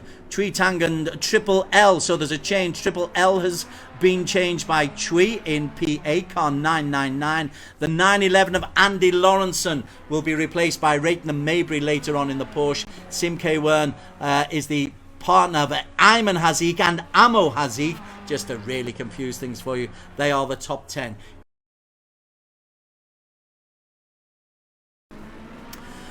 And a very warm welcome back to our coverage of ERGP Endurance. We've got the helicam footage here of Philippa Bakida, the race leader, 17 seconds clear of Mohammed Alif Hamilton, who is in P2 at the moment. 17 seconds. It is a phenomenal series. We have got Andy O'Hara had a torrid opening spell for this particular team, but second spell from Philippa Bakida has just been fast lap after fast lap after fast lap. So let's just catch up with her. She is lapping superbly at the moment. There is the differential. She is the blue vehicle on the screen on the right hand side. You can see her coming through. She's got a little bit of traffic that she's got to get through there. Kian Butler, Perth-based driver, is down in P9. So the fact that Bakida is coming up to overtake and lap Kian Butler, it truly is impressive. We're just going to slow the pace down, single commentary for the next couple of hours or so, and see how the race develops from there.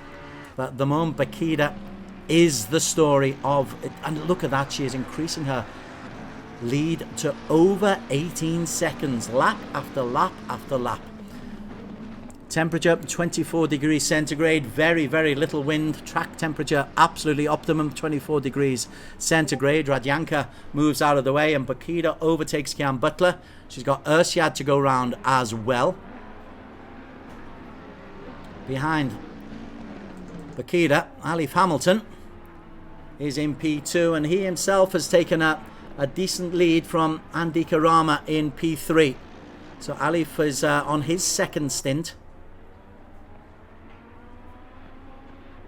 But 18 seconds down, it really is a phenomenal, phenomenal series of laps by Philippa Bakida, because Alif Hamilton will not like to be outshone. Third place, Andika Rama. As he comes round into the home straight, he's being chased by let's Lee there, but Andika Rama car 889, the Legion of Racers, a last lap of 146.9. His best lap was 1:44.676. As we stay with Bakita. Bakita's last lap 1:45.7. That just shows how fast she is lapping. Andika Rama Malana has dropped off the pace just a little bit. Alif is keeping that 17 seconds differential between them. Further down, a decent lap time of 1:45.13 for Lee King Kong from Wacko's Flippable Racing. He's currently in P4. As he's challenging Chris Chong. Chris Chong is in the GT4 race. And Nigel Chua, big credit for Nigel Chua for Speed7.my, lapping in the 1:47. So long as you're around about the 1:46s, 1:47s, well, you'll be competitive. But the speed of Bakita really is taking everybody. Tawfiq Mohinan, or Moyen, my apologies, for the GSR Esport. He's in P6 again. He's lapping around the 1:47s, has been as high as 1:44.8. The P6 for him. And Calvin Tree, car 999, Wacko's Flippable Racing. He also is around about the 1:47 on his last lap, 1:46. So we're getting some metronomic kind of times coming in all over the place. But it's Philippa Bakita who is the outstanding racer at this stage. As you can see, she's gone past Butler. Alif has just taken a bit of time off her. A human lap there from Bakita. Her last lap of 1:46.9. Despite her overtaking Kian Butler.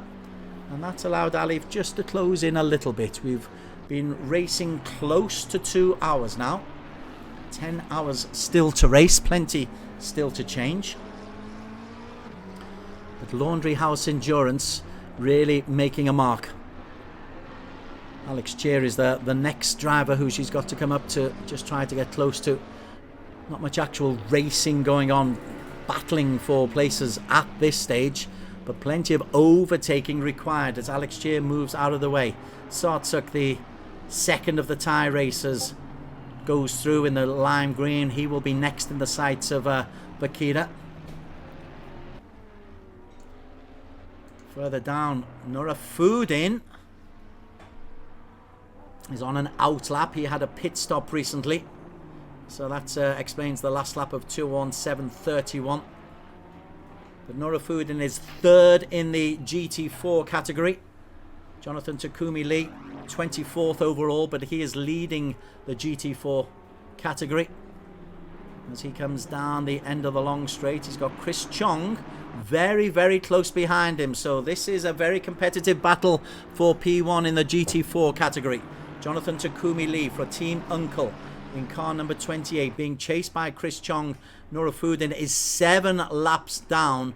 So, barring any major catastrophe as Moyin tries to get past Takumi Lee, and Nigel Chua also there. That's a problem for GT4, because as they are racing for a lead, they are being overtaken and have to give way to the GT3, and Moynihan is taken out by Nigel Chua. Oh dear, that will not go down well with Moyin. Tawfiq Moyin. There was traffic in the GT4 battle that we are following, Chris Chong and Takumi Lee, and that is the collateral damage of the GT3s, a real problem for them. Now then, Alif Hamilton has, is he on a, he's just done a 1:45, 3:57 as he catches up with Sartsuk.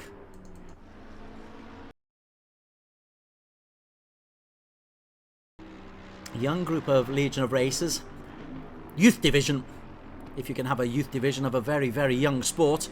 Javier Lai is the man who is looking to set off a good time. He's just into his circuit at the moment. Interesting to see, plenty of space and white walls behind him. Good for the complexion. Just moving away from him just for a moment. Let's see how Philippa Bakita is coping. Oh, Peterson! Peterson is the new driver, and Peterson immediately in trouble. Whoa! Something dreadful has happened for Team Laundry. Oh my word! On the gravel, driving. Oh, what is going on with Carl Peterson? He just is not seeing things.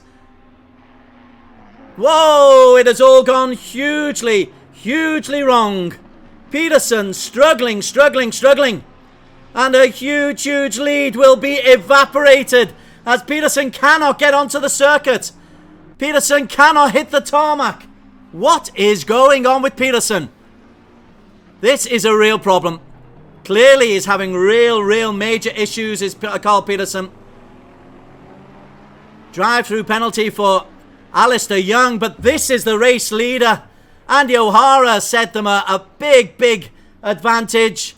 Now Peterson just cannot get on the racing line. He is clearly having major issues, Carl Peterson. And Laundry House Endurance, having had a sensationally good start, just cannot get on the circuit.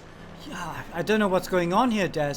It's almost like he's having a server issue or something, because why is he not on the tarmac? And it's been a full half lap.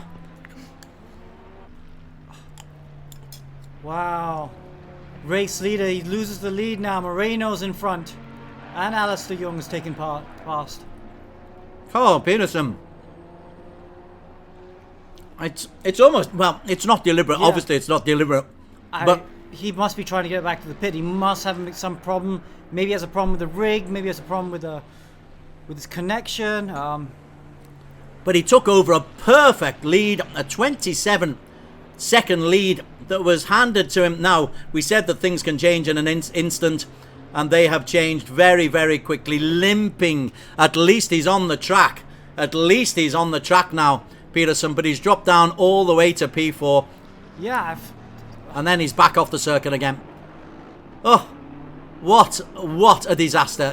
You've got a feel for Team Laundry House. Yeah, they've done such a good job. Pakaida's stint was so impressive. I mean, pull out almost a half-minute gap on Alif and Andika Brahma was a really good job. So Peterson's trying to limp back to the pit lane, I think. Drops down to P4, probably lower down to P5. This is tragedy. Can't take your eyes off it though, as there is the pit lane. There is the pit lane for the poor fella. Peterson, he took such a healthy lead, goes into the pits, and Alex, let's see if you can get on the chat, see if there's anybody who can give us a rationale for what's going on here with Carl Peterson. Yeah, I'll try and get on the Discord and see what's going on. He slows down rather ironically to avoid any pit lane infringements. He's in the pit, having taken a 27-second lead when he started. You can just imagine his heart must be beating 10 a penny. We'll get back to that, but Alistair Young is the new race leader, but Alistair has a drive-through penalty, Alex. Yeah, and he's got 3 laps to serve it, so they really need to come in and serve it now. I can't imagine what it's for, because it's been pretty clean racing so far from the 111 Stratus Motorsports car. So maybe it might have been a track limits issue when he took over the car from Alif Hamilton. Let's go back into Carl Peterson. He's lost time. He's lost his 8th. Laundry House Endurance. Oh, Alex. Well, my heart goes out to them. They've really done such a good job. You know, that McLaren has just had the good half a second over everyone else in that second stint, second driver, and now that's all disappeared. Let's see who's in the car now. Right, this time, hopefully Carl Peterson has got it going, and hopefully he'll be able to get a decent drive. But what was a healthy lead, Alex Young? Oh, poor old Carl Peterson. Poor old Carl.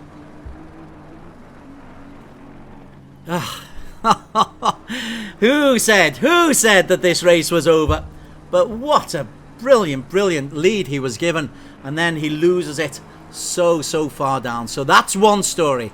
Here's another story in that Alistair Young, your young fella, 18 years of age now, man on his own description, has got a drive-through penalty that he needs to undertake.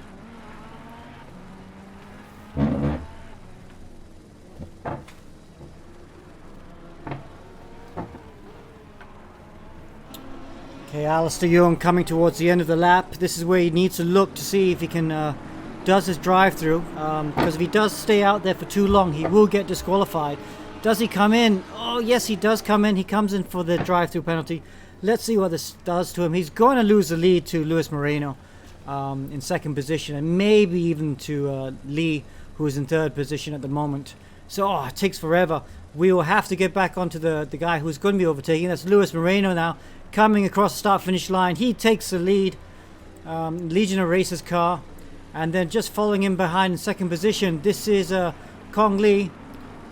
So Lee will he come into second position? I think so. It's going to be very close. Alistair Young now coming out the pit lane. He is going to lose second position, so he will drop down to third position by turn 1.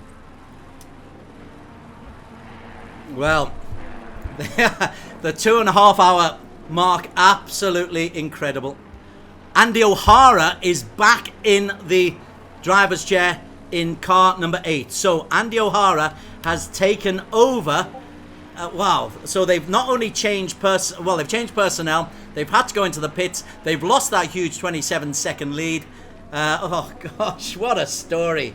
What a story. Luis Moreno for Philippines is the new race leader. And that will go down very well with all of the Filipinos who are following us on Facebook. Please do give us your comments. But Luis Moreno, the new race leader. Lee from Hong Kong in second. Alistair Young has now served his drive-through penalty. He's in the green Stratos Motorsport. He's in P3. Kelvin De Singh's got a drive-through penalty in D4. True in 5. Gaff 6.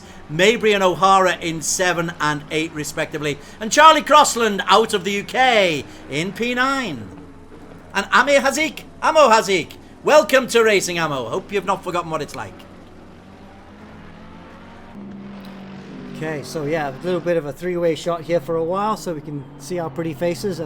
Gets to break things up. I mean, Des, it's been quite an exciting race, hasn't it? So absolutely superb. I was terrified. I'm a virgin when it comes to this 12-hour endurance racing. I was terrified on whether or not it'd be able to hold the attention. Certainly the 3 hours have been so dramatic in terms of lead changes, strategy, changes of circumstance, crashes, incident, overtaking maneuvers. Still got 9 hours to go. Ask me again in 9 hours, Alex. But so far, so good. And I'm loving the work that O'Hara and the Australian teams in particular are doing. That would have been a devastating blow to have lost such a healthy lead. But Andy O'Hara, who set the fastest lap in qualification, has now re-energized them, and he is looking to get back on the same lap as the race leader, Luis Moreno. Yeah, I mean, imagine going 30-second lead and then losing that with a disconnection problem, getting off the lead lap, and now they're just about to get back on the lead lap.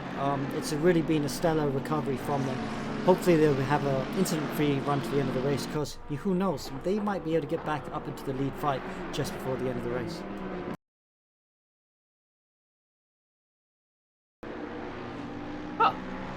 Well, Crossland will be the next guy to unlap him. So Luis Moreno really struggling for pace at the moment. A whole bunch of cars looking to unlap themselves. And look at the distance, the green car at the back, that's Young in second position. He's closing in on the leader as well. Oh wow, yeah, so that's he's going to have to mug a lot of these drivers now. You see the Fordzilla car just behind, looking for a way to unlap himself. In my opinion, I was about to say, he probably wants to be patient on that one, but he gets past the race leader Moreno and the GT4 car, so that is the Fordzilla car now back. And then he takes out Young. GT4 car takes out Young and he spins to the inside. Oh no. Man, Alistair was doing a good job there. It will come down to how much damage he got from that, how hard the contact was. How hard is it to damage these cars? So if you get light bodywork damage, you'll suffer down the straights, and something like that could come from an impact like we just saw.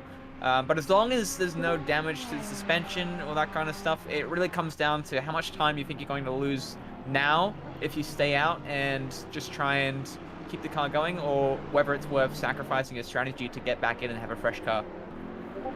Yeah, it's I've not had much experience with the GT4s. My first race I did was actually yesterday with them in the KTM, and damn, that thing is slow on the straights. But the Mercedes seem to have good straight line speed, at least the GT3s do.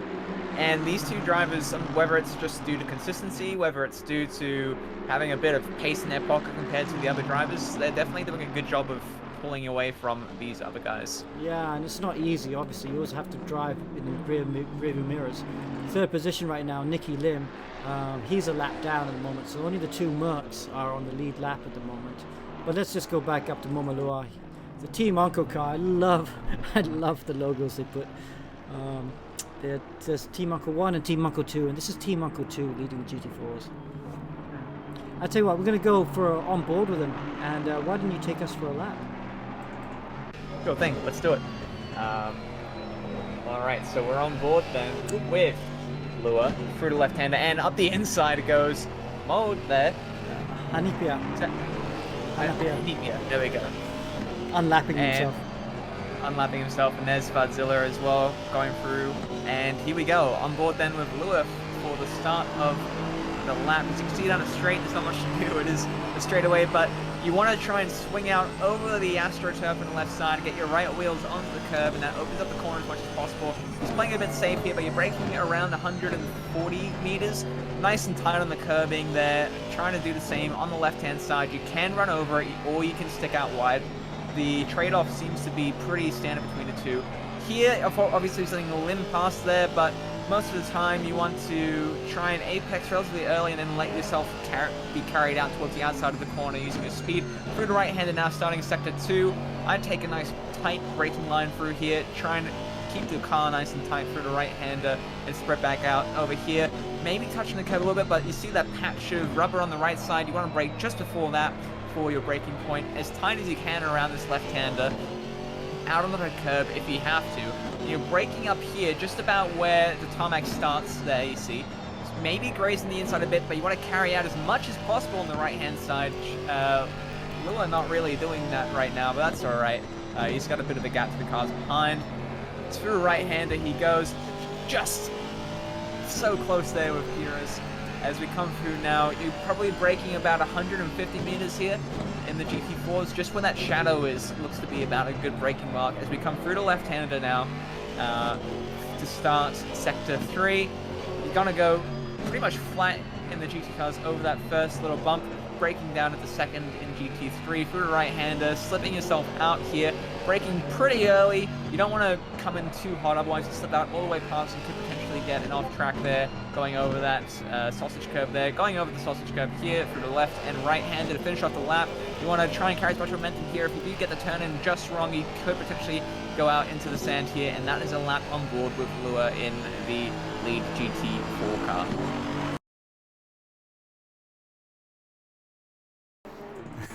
Now then, who's this coming in? Alistair coming into the pits. So we reckon Naqib Aslan is about to take over. Yes, I think they're being a bit sneaky. Alistair comes into the pits. That means Pratama, I think, will take back the lead.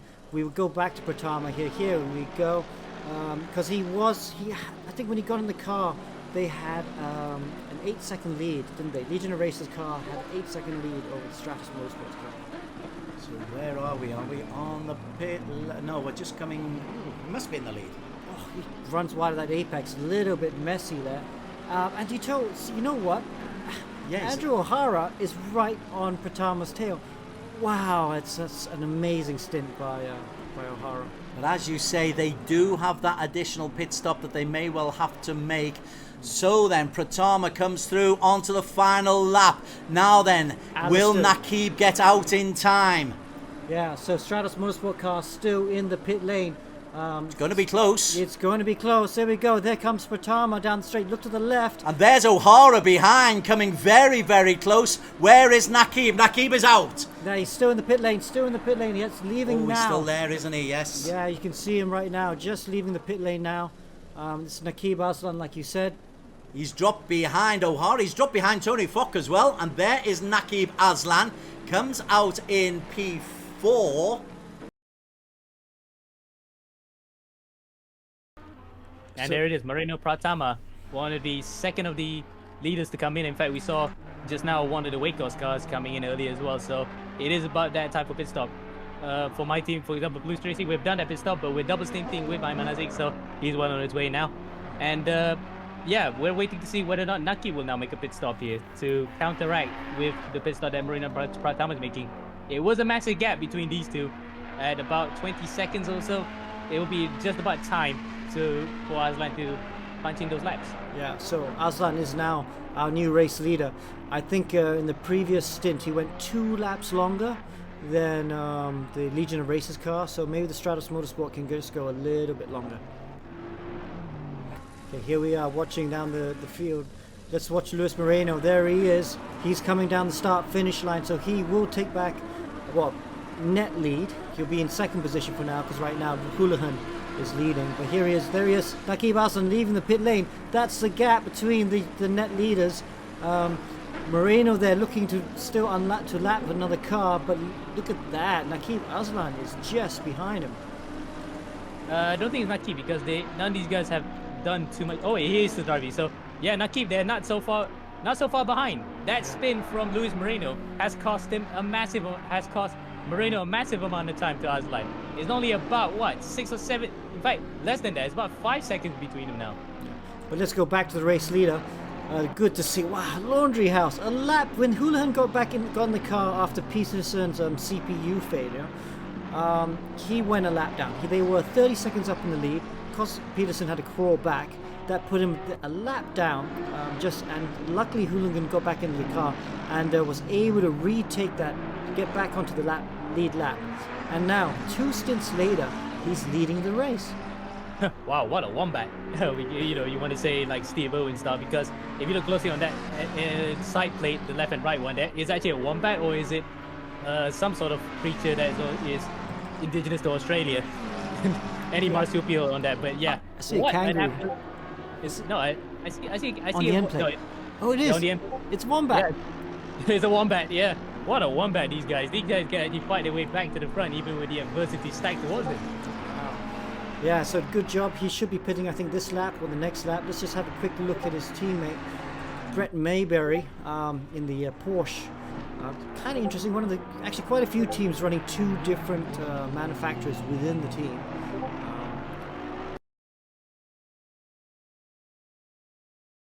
We can go back to the front though, because as we've been talking about, Naqib Aslan, there he is going through turns 4 and 5. Looking quite comfortable in the lead now. It's got a big gap to second position, Luis Moreno. But look, just behind Luis Moreno, you might see a turquoise-looking McLaren closing in on him. And that's Filippa Bokita. And she's really closing down the gap on Moreno now. 2.2 seconds.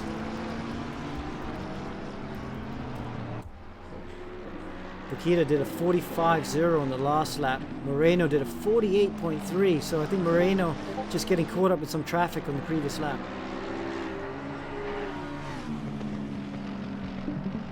Have to remember it's 30 degrees right now, and 2:30 in the afternoon, so that will make conditions very tough for the drivers. Tire wear will be an issue. Tires will be getting hot.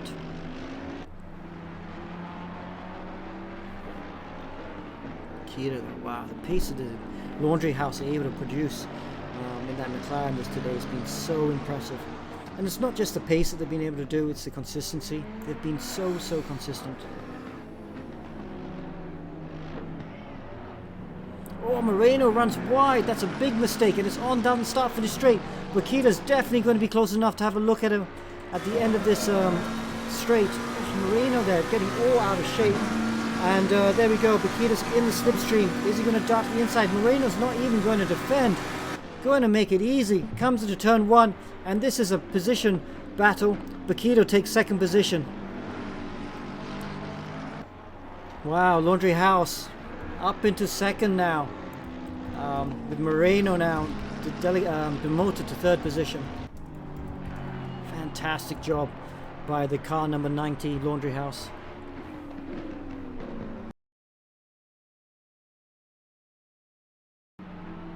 Only halfway through the race, nearly halfway through the race. Track temperatures 30 degrees. This correspondent is hoping for a little bit of rain later on, so that might impact things. But Bokita comes through, having posted another 44.364. Best lap of the whole race is 43.7.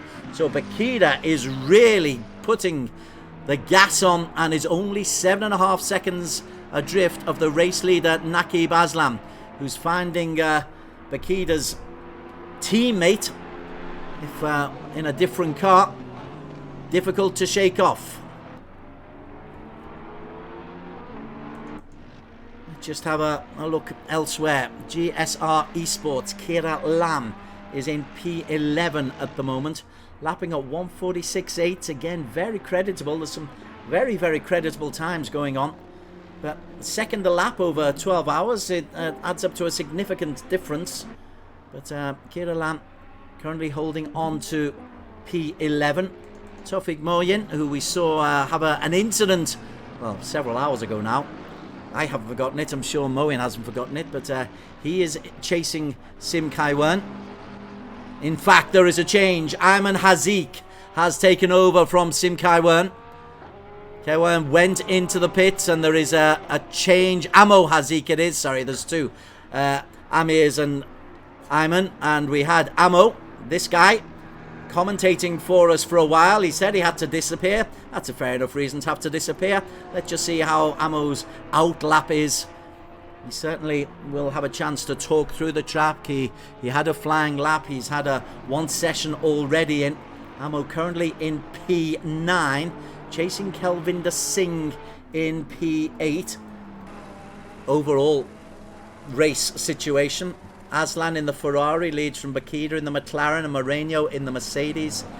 Lee and Butler 4 and 5, Mercedes, McLaren, and Dylan Tam makes it 3 out of 6 for Mercedes. The best of the Porsches is Terry Rayton, who we're seeing in close pursuit. Kelvinder Singh is leading from Amo Hazik, and Moyen, Kailam and Haris Shami completing the top 12.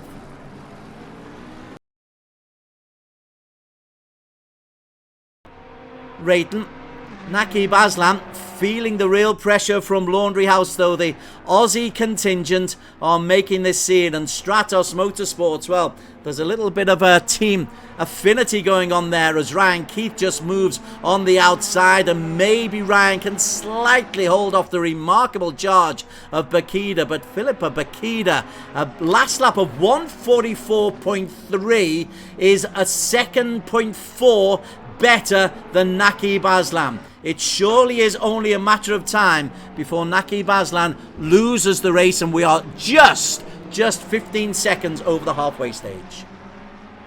Back markers make life a little bit difficult, but we're now on the home straight, and Naqib Aslan might feel the pressure of Bakida. Bakida has a little think about going on the inside, maybe have another little look, maybe get late on the brakes, trying to get the inside line. Naqib Aslan, though, is just able to close the gate, and we've got some genuine racing going on. Even if we have got 6 hours literally still to race, that is the battle for 1 and 2. Just superb. These two teams have been excellent in what they've been able to create for us, and I can't move away from this until it is decided that Bakida is able to get the lead, and then we have a whole new strategy once again of whether or not the Australian team are able to manipulate their way and hold on. And there is the move. Bakida looks on the inside. Bakida on Naqib. Naqib has to get back the right hand. Oh, what a move from Bakida. Naqib gets a little bit of contact, but a relentless pursuit from Philippa Bakida ends up with taking the lead, and Terry Rayton comes in to make Naqib the meat in a Laundry House Endurance Team sandwich. But what a pursuit that was from Philippa Bakida. We will leave that just for a moment, because I need to tell you, Andika Rama Milana has taken over from, where was Andika? Andika is back in the car. They've just made a change, and so the third place team are going to be a long way down at the end of this lap. Oh, what a battle. Well, there is the battle for P1. They're full lap down, aren't they? They are a lap down. They have been lapped. And so 1 and 2, Bakida and Naqib Aslan, are a full lap clear of Andika Rama Malana. He has got a ton of work to do. He is ahead of Lee Kain Long. Ryan Houlihan from Laundry House Endurance has got the lead at the moment. Well, Laundry House Endurance are the Australians. They're newcomers as far as ERGP is concerned, but in their own community, they've got 4 very, very good exponents. What they are doing here is they are ripping Barcelona apart. Alex Young, the invaders have invaded and are invading pretty well at the moment. Yeah, I mean, Laundry House is a top team from Australia. They've obviously prepared really well for this race. Both cars have been quick.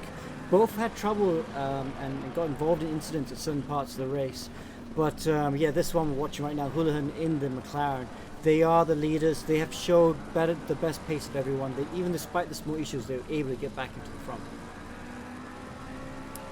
Back onto the live pictures, and we are on board with the man who is leading the way. Alistair Young is for the Stratos Motorsports team in 2nd place at the moment, and there is Alistair.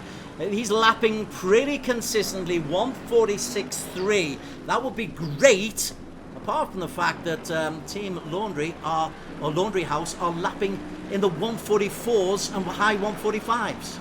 Yeah, so really difficult. No one seems to be able to do that pace. You see, just behind Young, you've got Indika Milana there as well. And Milana has really been right on the boot lid of Alice for quite a few laps now, but not able to find a way through at the moment. But neither of these two teams, and they're top teams, they can do the lap time, but they just can't do it throughout the whole stint. Whereas the Laundry House cars are able to go at that speed all the way through the stint. It has been an incredible performance. Andika Rama Milana, we were talking to Luis Moreno, his teammate, and they were saying, listen, they think that they can improve on a top 3 position. Indeed, Alistair's side, and Naki Baslam was saying, listen, they still think victory is possible with 4.5 hours, well, 4 hours and 50 minutes still to go. It is possible, but you suspect it'll need a mistake from Team Laundry House. Yeah, I mean, still a long way to go. Carl Peterson still needs to get in the car. Oh, watch that. Look how close Milana is right now. We have to go on board with Milana, I think. Just watch from helmet cam. Look how close he is to Young. I want to talk about Laundry House because Carl Peterson, or shall we say Kevin Peterson, needs to get into the car still. And we don't know if they've fixed his computer yet. But they can go with 3, can't they? Or must all 4 racers race? In the regulations, every driver must do a minimum of 60 minutes. Oh, that's interesting. As Alistair Young goes inside Mohammed Zikri. Yeah. And Andika Rama follows them through. Zikri did well just to keep out of the challenge. Alistair's defensive driving has been really exceptional because Andika was regularly faster by 3 and 4 tenths of a second up until he got to the back wheels of Alistair. And then Alistair's just defended superbly. Yeah, I mean, Young's up against one of the fastest sim drivers in the region, maybe the fastest sim driver. He's doing a good job. Oh, Milan, a little bit of a slide through the last corner, but he's close enough. He's got the slipstream. Let's see if Young defends into turn 1. Yes, he is. Good boy. He should be defending. You're racing for the lead here as they come into turn 1 now. Look how close it's getting. Dives down the outside. Tries to go around the outside, unable to do it, and Young holds on for now. He flexes those 18-year-old muscles, does Alistair, but Andika Rama is trying his very, very best to really push the young Malaysian. Malaysia versus Indonesia always has a certain bit of spice about it, and Andika Rama is then just drops 2 tenths of a second as the KTM gets out of the way. Azuka Langley, she had the screen freezing. She told us on Facebook, I think we've unfrozen it. So Azuka, welcome back. Enjoy commentating on your racing. Hope you're enjoying this particular humdinger of a 12-hour. 4 hours and 49 to go as Shalif Fuzam gets out of the way. Andika still chases Alistair Young. The racing wheel to wheel, bumper to bumper, and 4.5 hours to go, Alex. It's crazy. Yeah, I mean, it's been very, very good racing. We've had such a great battle for the lead. Okay, you know, this is the furthest lead we've seen. Oh, look, defending down the inside again. Houlihan, you know, in the Laundry House car has the biggest lead so far across Stratos and Legion of Racers at the moment that they've had the whole race, but they're still all on the lead lap, and as long as you're in the lead lap with a few hours to go, anything can happen. Welcome to Dave Chin and Hao Sheng Wan, regular visitors to our Facebook page. Thank you for sticking with us. 12 hours is a long stint. It's not only for the drivers, but the production team having to work hard as well behind the scenes. A lot of people have contributed to this, and fingers crossed, so far so good. The racing has been superb as well. We have seen all kinds of changes, and we will see plenty more. We're also seeing wheel-to-wheel racing as Andika Ramanathan once again tries to pressure Alistair Young. What is the difference between them? It's less than half a second. All the while, Ryan Houlihan is loving it. Yeah, this is helping Ryan Houlihan pull away even further in the front. The big gap now between the leaders, first and second. Well, you've got to be thinking that they're going to start thinking about pit stops soon, because Marlana in third position right now in the Legion of Racers car. It's in the Merc, and he's been pitting 5 minutes earlier than the other cars. So Merc's not able to quite go to the 75-minute stint length. So I think it's about time for another pit stop for the Legion of Racers car.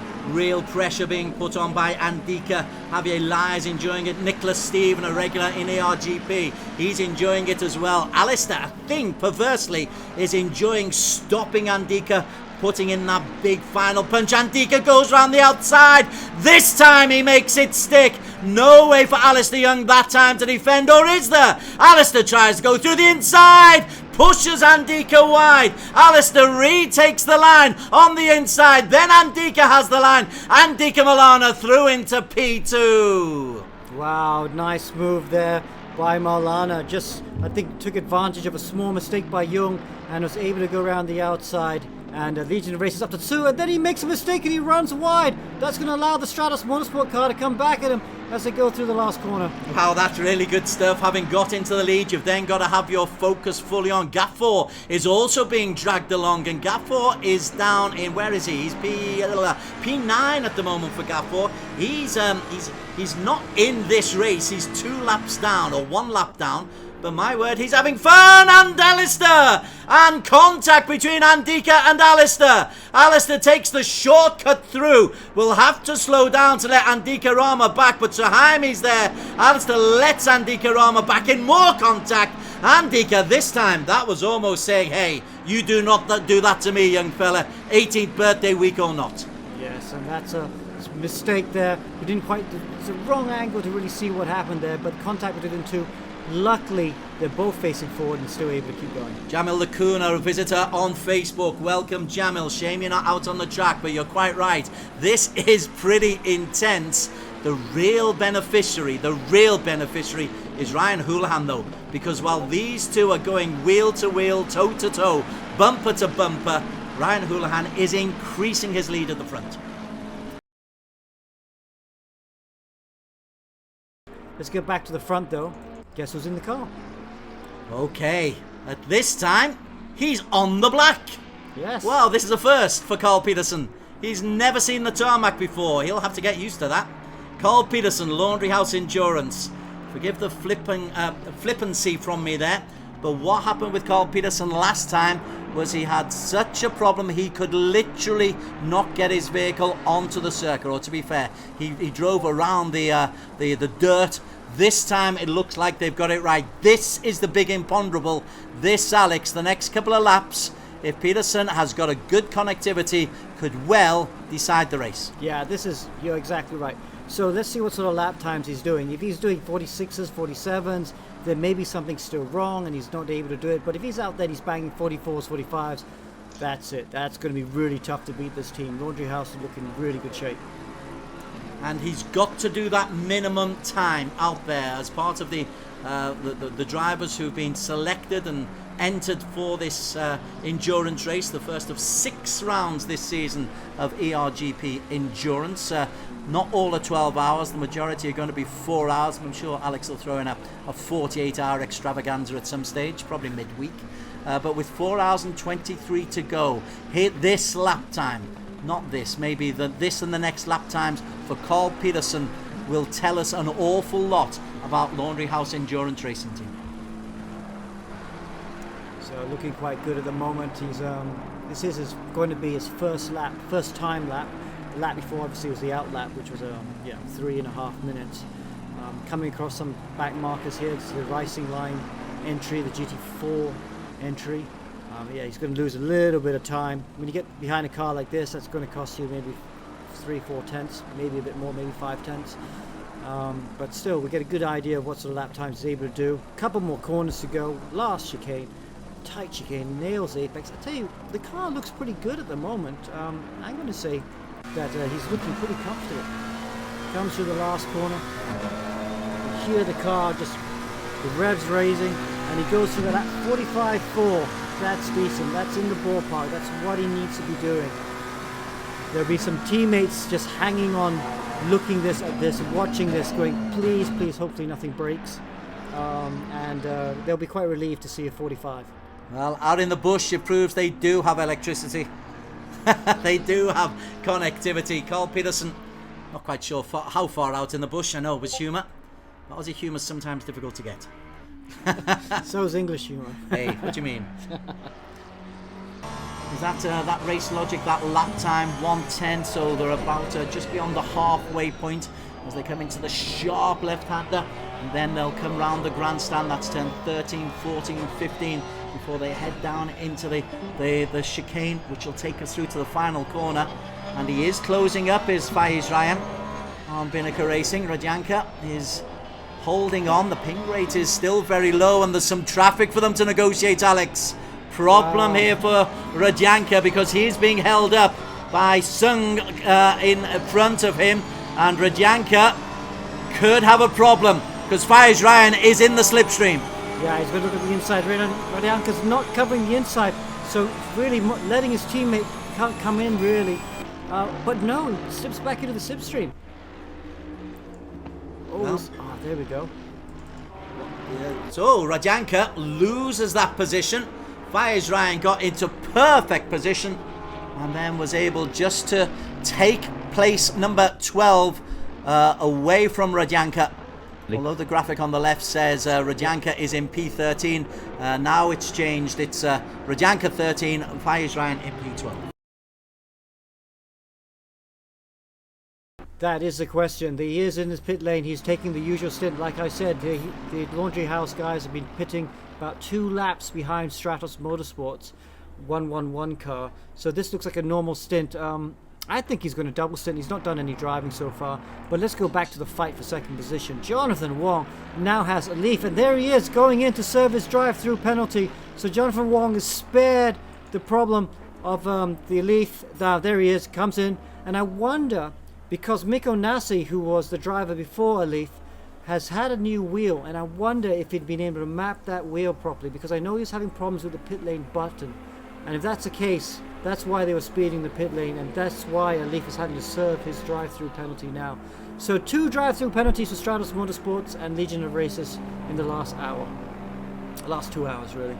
And here he is. He's going to come out behind this battle for third position between Luis Moreno and Terry Rayton. So that's disaster for Alif Hamilton. There he is out of the pit lane. It's going to be a good 10 seconds behind the battle for third position. I don't see Carl Peterson. He's disappeared from the server. Jonathan Wong is now in the lead.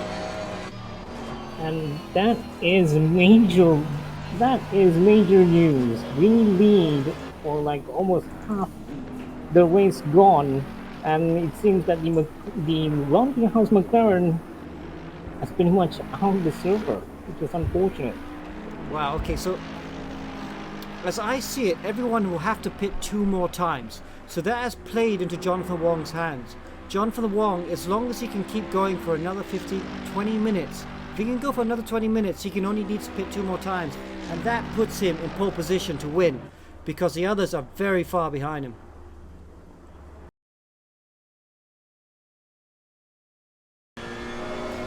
Many thanks to Shafiq. Desco Kill back in the chair alongside Alex. 2:48 to go. You did say, Alex, that there is a lot that can still happen. And for poor old the Australian combination, what a disaster it was. However, Peterson is back only 1 lap down, and with 2 hours and 48 still to go, I pose the question that a top 4 place is not out of the reckoning for him. Yes, that's right. But I have to say, the Laundry House boys, I'm so impressed with them. Not only are they quick, they, they really, they could have blamed the server or something. They could have said something happened to them, but they didn't. You know, Lawrenson, who is the team manager of Laundry House, he just said, you know, they went to swap drivers. The new driver entered. It dropped off the jacks, and the controls were locked. And he said it's all on us.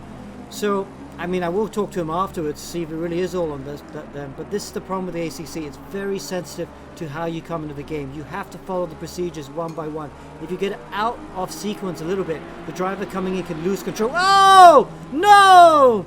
Is that Alif? That is Alif. Alif spins out. How quickly can he recover? Oh, he's in the gravel. He can't start. He can't get it going. Alif Hamilton is static. And now he's got going. He's engaged gear. But Luis Moreno has gone past him. But how much damage has been caught on Alif Hamilton? Oh, wow. There's a lot still to go, Alex. There is a lot of time still to go. Best part of 90 laps still to race. And Alif, having worked so hard, what's the damage? That's the big question, Alex. Wow, yes, big damage. We don't know what's going to happen. They're so unlucky for Stratos Motorsport. Alif there just got involved with the GT4 cars. Nothing he could have done about that. They were just three abreast, a small contact between them. And at that speed, the smallest contact would just put you off. Wow. Whew, can he say it? Look, he's weaving the car, making sure it's straight. He needs to know if it can still run. How robust are these? How robust are these GT3s? Fairly robust, but that was a pretty big knock. Well, as sunset comes in Barcelona, I'm wondering if we're going to have nighttime rain. We've got 2 and 3/4 hours left. I know this correspondent would love some nighttime rain. But Alif, that's the last thing he wants at the moment. He just wants to get straight back onto it. Wirwan, on his debut in P20, is 11 laps down. Alif Hamilton speeds past Wirwan. He's got Izad, who is many moons down in, well, P31 or 32. Izad is swept past. But the differential between Alif and Luis Moreno, Alex, it's only officially 6.5 seconds. So the damage is not permanent. Yeah, that is catchable, but that's really, I don't think he'll be able to catch. Will he be able to catch the fight for the lead though? Because the Leighton House cars are really very fast. Well, we've seen what's happened to Leighton House. Imagine if it was the Porsche of Leighton House Laundry House, Alex, Laundry House, that went on to take the victory, because they have just been so consistent. They were actually doing very well, dropped down to P8, but then they've just done lap after lap after lap and got themselves right back into contention. With 2 and 3/4 hours to go, it is them who are leading. Yeah. So okay, at the moment, Alif definitely, I think, only needs to stop 2 more times. That is something we can know. But we don't know about the other drivers. So Terry Rayton, for example, he's leading right now. Does he need to stop 2 more times or 3 more times? Don't forget, stints are maxed out at 75 minutes. So basically, to stop 2 more times, he's got to reach the 2.5-hour mark. Then, of course, Moreno as well. Moreno is out of sequence as well. The Legion of Racers drivers have always been stopping a bit earlier than everyone else.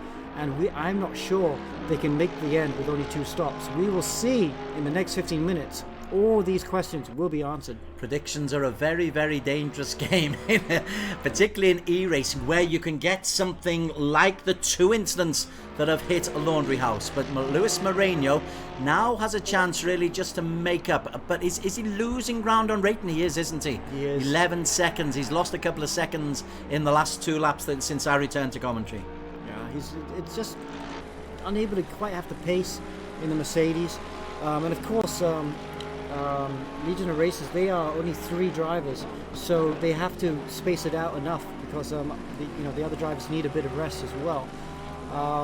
But yes, so I think Alif is one of 4 drivers, and he's still going quickly, so I don't think there's any damage to that car. So he's one of 4 drivers. He's not driven in a long time, so I wonder if he can go to the end. Rayton leads, Moreno second. Alif looks like he's recovered. We're on board with Luis Moreno from the Legion of Racers. Alif after that terrifying spin, well, in terms of his heart, would be racing after that because it was going so well. But he's recovered and is actually picking up time. He's only 5.2 down on Luis Moreno, having lost that P2 to the Filipino. Jonathan Wong in 3, Lai in 4. Peterson back in P6. Can we just have a look at Carl Peterson, see how he's coping, Alex? He's doing really well, actually. Well, he's doing good lap times. Obviously, I don't think he's very happy with P6, but he's in the 45s, and he's looking fairly quick in 6th position. Carl Peterson, he had that, that problem that cost him 3 laps effectively when he was leading, when it looked as though Laundry House Endurance were going to walk away with this race. Well, not walk away, they worked very hard to pick up this race. So Carl Peterson, as he comes through in P6, he is on the same lap as young Lai in P5. Yep. Lai in the Merc. So Merc's in 2, 4 and 5. Do you mind if we just go back a bit further down the order while we have a bit of a lull? You're the boss. Okay, we've got Nigel Chua there in 7th position, and he's ahead of Amir Hazik, but again, we don't know what the pit stop strategies are like. We'll start paying attention to it very closely in the next 10 minutes, 12 minutes. And then behind him, you've got Mohammed Tafiq in the GSR eSport car, and in fact, we can put the timetable out, and you can see all the cars that are out there. So Rayton 13 seconds clear of Moreno, another 3 seconds clear of Alif. Wong in P4 in the Mercedes. Mercedes looking good. Lai, same team as Dylan Tan, and Issa in P5. Carl Peterson alongside Andy O'Hara, Philippa Bakida and Ryan Houlihan, who were for so long the race leaders. They are now in P6. They're 1 lap down, but do not count them out because they are picking up time at a prodigious level. Nigel Chua in 7, Ayman Hazik in 8, Moyan 9, Ung on his first set, I think, is in P10. He'll probably do a double stint, car 100 further down. Who has done well? Ang in P15 in the Mercedes. Yevon David, how about that? They were now in P17. Kalen Chin, Yevon David, Ryan Keith and Jin Masvilton have got themselves up ahead of James Russell, Ang, Adrian Ferguson and Lim in the Ferraris. So those Stratos teams in 17 and 18, they've got a chance of getting into the top 15. Voltaire, Seiko, well, 27 laps down. What a problem. Voltaire, Alexis Clapano, Darryl Brady and Summa Debilia had. The feed was good, but they have problems. And right the way down to the top of the GT4s is Jonathan Takumi Lee, who's out on the circuit, Henry Coe and Lau Kent. Alif Hamilton, as we are approaching the period where he has got the opportunity to make the overtaking manoeuvre.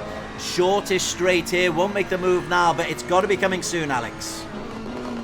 Yeah, not quite close enough. Maybe the next lap. Moreno misses the apex though, and allows Alif to get very close. Alif did get close, but this sharp left-right as the sun is setting in Barcelona. It's lovely conditions, track temperatures down to 20 degrees centigrade, which is good for the tyre wear. Moreno takes a good line in. Ali follows through the final chicane. Afik and Peterson is back there. Now Peterson is a lap down, but Peterson is catching up on Moreno and Alif. He is looking to claw that lap back. 2.5 hours still to go, Alex. This is not beyond the realms of possibility that Carl Peterson and that team can get it back. Wow, that would be an amazing story, wouldn't it, after all the difficulties they've faced. But they're actually, yeah, they're only they're 2 laps down actually. Is it 2? No, it's 1 lap. Isn't it 1 lap? No, 2 laps. Oh, I wish it was 1 lap. It was 1 lap. I do apologise. Yeah. Sorry for getting your hopes up, everybody. James Mco says, push, Lewis, push. Quite right, he should. Luis Moreno in the lead, but Alif Hamilton is the man who skates past the KTM, and he's trying to use it as a just a go-between is Luis Moreno. He's done well. He's been leading in 2 of his 3 stints in the car as Luis Moreno. Oh my God, something I just noticed. Terry Rayton's in the pits. And he's coming out of the pits. Okay, in P3. Look at the time to go. 2 hours, 36 minutes. That means he needs to stop 2 more times still. Oh dear. And there's going to be a splash and dash at the end. There's still loads to happen. Raten Yeah. in 3, Lai in 4. He lost actually 3rd place to Jonathan Wong. Jonathan Wong is there. This is the battle for P1. We missed Lawrence. Now Lawrenson is the new guy in the car, Andy Lawrenson. So they've made a driver change as well. Alex have Team Laundry House, but this is the battle for P1.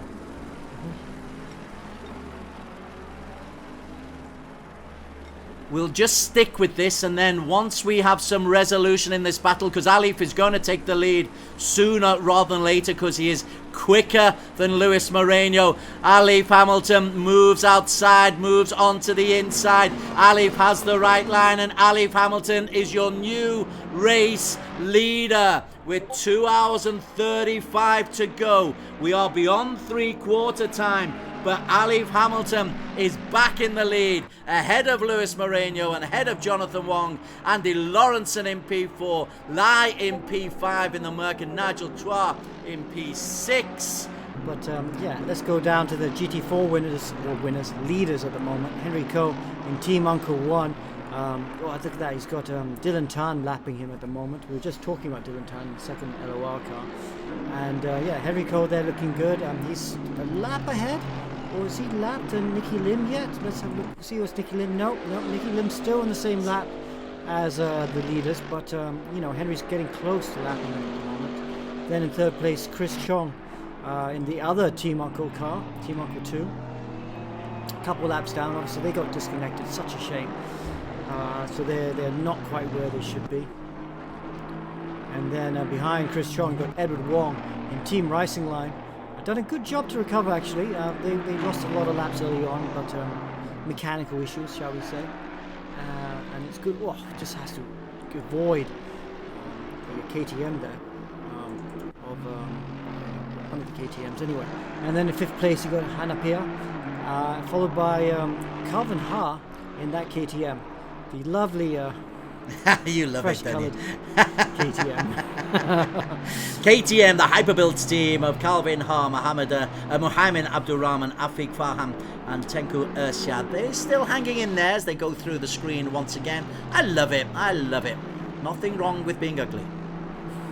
As long as it's fast, that's all that matters. And he is looking quite... he's doing a good job there. It's P26 at the moment, but 5th at the moment in GT4 class. You got Afiq Azid in the other Tedco Zafron racing car in 27th position. So that's looking pretty good at the moment. I think he's the last of the runners at the moment. Everyone else has retired or is in the pit lane. 37 starters we've had, 10 casualties, which isn't too bad, I tell you, in over 10, well, nearly 10 and a half hours worth of activity. But I still want rain. That's what I'm really chasing for. If I was a game designer, I would have rain on tap because it makes such a magnificent threat to the drivers. It means that they've really got to challenge their skills, Alex. Or am I just being a commoner garden spectator and not a driver? No, that's a really good point. It is important to have a bit of rain. And we do set the server at random. So we always have the likelihood of a little bit of rain. We don't want it to rain the full 12 hours, but we like to have a little bit of rain. But it has to be random. We can't just decide on our own. And unfortunately, for you at least, no rain has come today. Boo, boo. But there is the race leader into the pits, Alex Young. Yes. You called it. You called it, my friend. And he's just short, isn't he? He's 7 minutes short of an hour and 15 minutes. So he will have to do a splash and dash. What are they going to do? So there's a few ways he can do this. He could short fill the car and pit maybe a bit earlier. But I suspect what he's going to do is he's just going to hang it all out. He's going to put a full tank of fuel, put new tires, and then just try and do a splash and dash right towards the end. And try and pull out a gap that's big enough that when he does a splash and dash, he can stay in front of this guy who is going to inherit the lead at the moment. Helicam, please. Helicam onto the home straight just to see how close it is. Andika Milana is coming into the final section. Andy Lawrenson had the lead going into it. Andika Rama Milana Is this the final corner? He's quite a way behind, is Wow, no, he's really far behind. This is still in the middle sector. he? I thought it was only 30 seconds, the differential. What has happened to Andika? Oh, he's taken the lead. That's what happened to Andika. Oh, he's already- so far ahead. Ah, Ha-ha! okay. Ha-ha! Too far ahead, yeah. So now he's in front. Okay, that makes sense. Because, yeah. We welcome your comments on Facebook for those. Give the drivers just that little bit of extra oomph, that little bit of extra support, or give the teams the support to give on to the drivers, because this has been a grueling endurance race, which is exactly what it's meant to be. But Andy Lawrenson from Laundry House Endurance was in the lead at one stage. They've never, I think, been out the top 8. They were in the top 5 and were pushed down to... Sorry, I do lie. They dropped as low as 13th, didn't they? And then they made a brilliant fight back, did this particular team.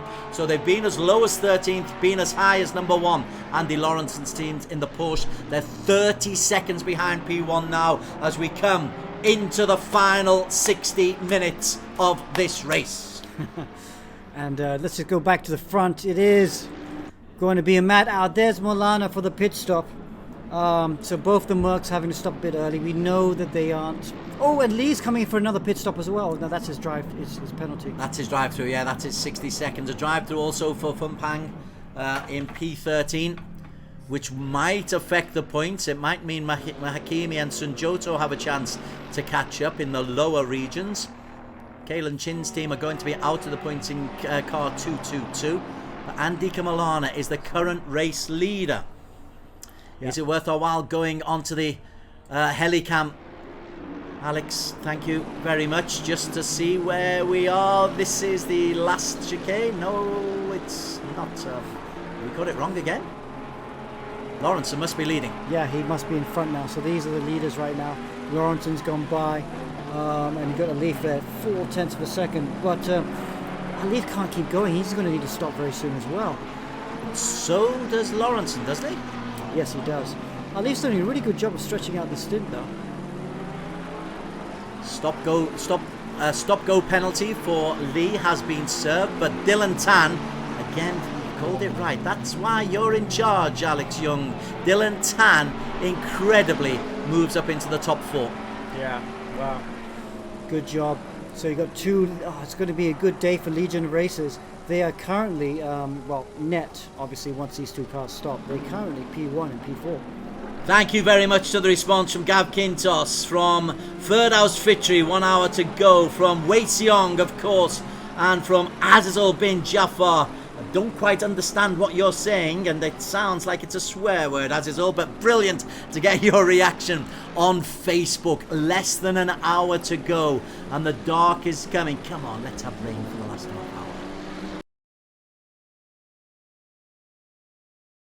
Alif's in the pit lane. Right. This Okay. is key. How So, long? This, How long? This is where they have to gamble a bit. As a team manager, you've got to calculate, okay, I got 44 minutes to go. How much fuel do I need to put in exactly? Because you don't want to put a full tank in. Because you put a full tank, you lose time, and then you're carrying extra weight all the way around for the rest of the stint. So either they get the right, maybe they put, I don't know, 80 litres of fuel in. That should be enough to get them to the end. And what happens if you run out on the last lap? You got egg on your face. So there goes Lawrenson, and here comes Andika Rama. He's gone into second position already, and Alif, he'll be coming out of the car. So Lawrenson is 27 seconds clear of Andika. Lawrenson still has a pit stop to do, and that is he's got to, because he pitted at 1 hour 22. So that meant he was just 7 minutes short of avoiding that additional pit stop, but clearly he had to. He was running out of fuel, clearly. Yeah. Alif re-emerges. Car 111 in P3. The green, the lime green of Stratos Motorsport. It's becoming embedded upon my brain. Last pit, Fitri Ferdow says... Not yet, because Lawrenson has still got to go in. This is where he's got to, if he's got to earn his money now. If he wants to win this race, he has to put in, this is the time. Can't wait any longer. He's got to put in some sterling laps. But Andika Rama has just done a 44.3. That's exactly what he needs to do. He needs to keep pumping in laps in the 44s. Because Lawrenson, he's got to come in for a splash and dash. And I feel he'll need maybe 40 seconds. At the moment, it's under 30. It's 27.5. That's not enough. That's going to give the win to Malana and Legion of Racers team. So Lawrenson, he's got to find something special now. He's got to really push. If he can just if he can consistently be in the low 44s, sometimes in the 43s, then I think he can do it. 42 minutes to race. It's coming down to this. Andy Lawrenson, currently the race leader, but Andika Malana is within 27 seconds of him and closing in. Now let's not write off Alif Hamilton. Alif currently is in P3, but when Lawrenson goes in, he will move possibly into P2, probably into P2, possibly into P3. Depends on Lawrenson. The next few laps from Andy Lawrenson will determine where they finish. Indonesia, the Legion of Racers racer is just hauling in on Andy Lawrenson. I'm sure Lawrenson, even from far-flung Australia, can feel the pressure. He knows what's going on. He'll be looking at his own timings and saying, come on, let's just get a bit more out of this Porsche. Porsche are meant to be the business, but at the moment, Andika in the Mercedes and Alif Hamilton behind them in the Ferrari are closing in. Final 20 minutes of the 12-hour extravaganza. Yeah. No wind, 15 degrees track temperature optimum. There is not going to be any rain, sadly, but never mind. Bobby Susanto, go Indonesia. Kamal, Muhammad Ali, let's go Afi from Woykit. Great to get the support. Thank you very much for all of the contributions. Andika closes 21 seconds now. They are on 390 laps. We're going to break the 400 laps. Lawrenson still leads. Andika Rama in P2, but he can't really yet. Oh, he's taken a second there. Andika Rama has taken a second on that lap from Andy Lawrenson. That could be significant. Pit stop or not. Malana, quick pit stop or not. Malana is now a red hot favourite. 7:32. It's half of a regular sprint race. Alif Hamilton still 15 seconds down. It's a brave drive from Alif Hamilton, but it looks like it might just fall short. Might get a P2, will certainly get a podium, but Malana versus Lawrenson is the battle for P1, and Lawrenson's pit strategy, Alex Young, will decide it. Lawrenson into the pits. 1, 2, he stays there. He will lose the lead. Andika Rama Malana will come through into P1. And with 7 minutes to go, we have got a change of race leader. Alif Hamilton will come through into P2. And Andy Lawrenson, well, in the end, the drama didn't quite go. Lawrenson went in and will re-emerge in P3, Alex Young. And that means Andika Rama Malana has got 6.5 minutes to hang on.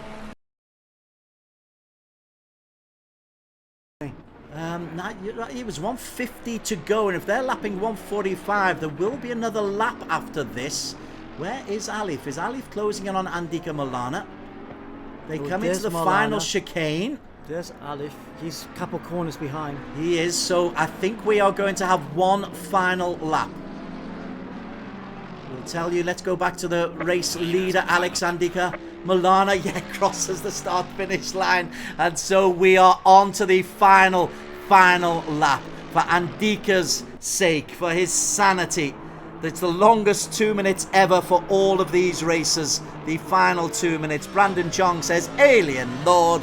And I think that is perfect. But it's the final lap for Andika. The final lap for Alif.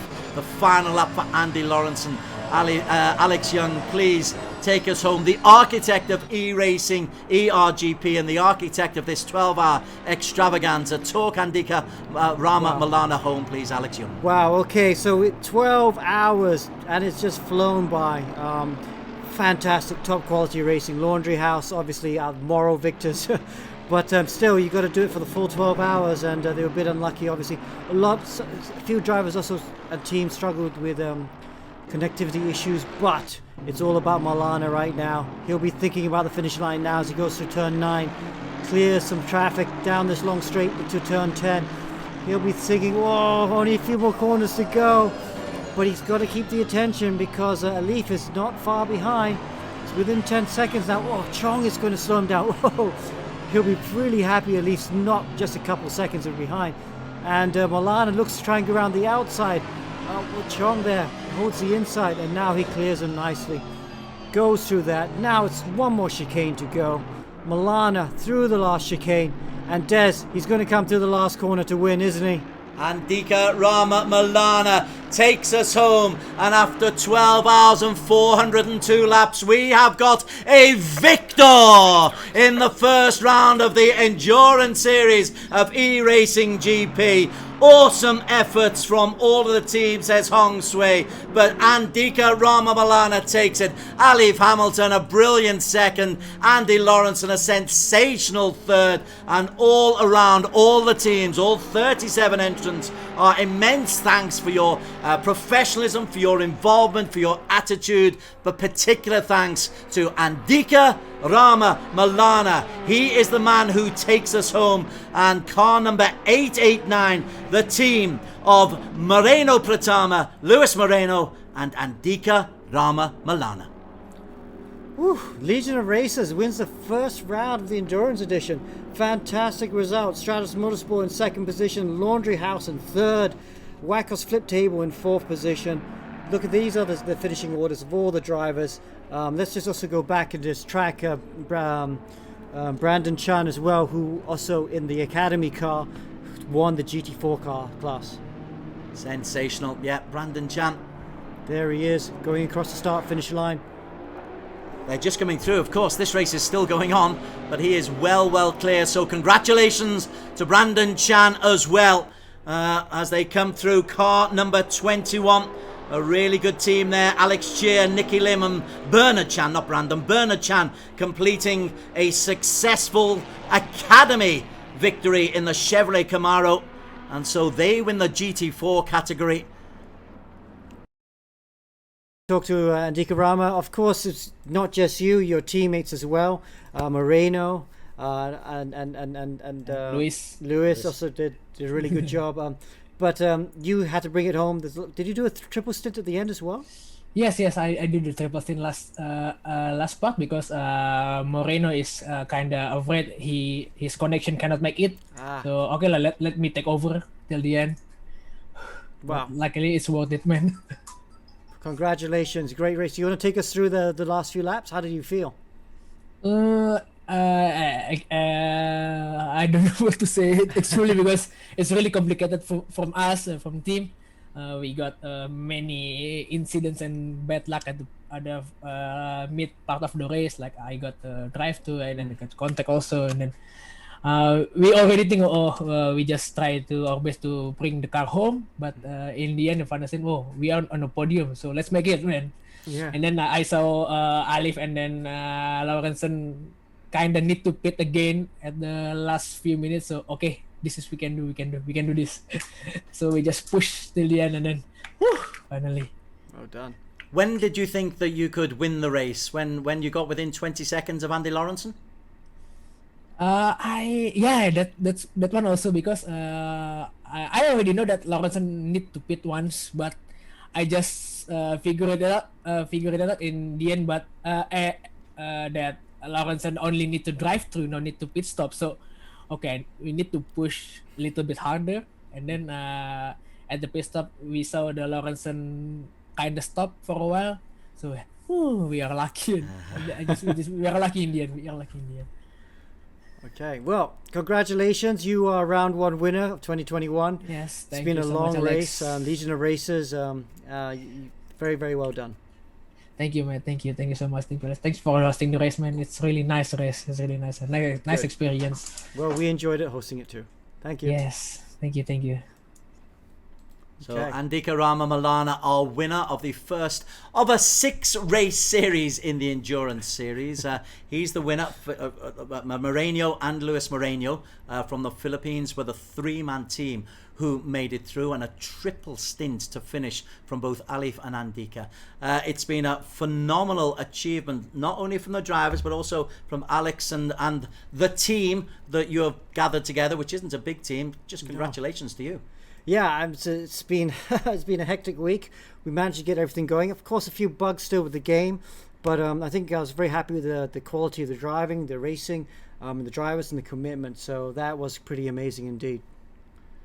And with that, unless there's any more interviews, I think we've got to say our farewell. It's a long old stint on a screen. It's a long old stint for commentary. Thanks to all the guest commentators who came in. But most importantly, we thank Alex. We know he put it on. It's all about the drivers. And they gave us a 12-hour race that went right to the final minute of the 402nd lap. For that, we say our biggest thank you to all.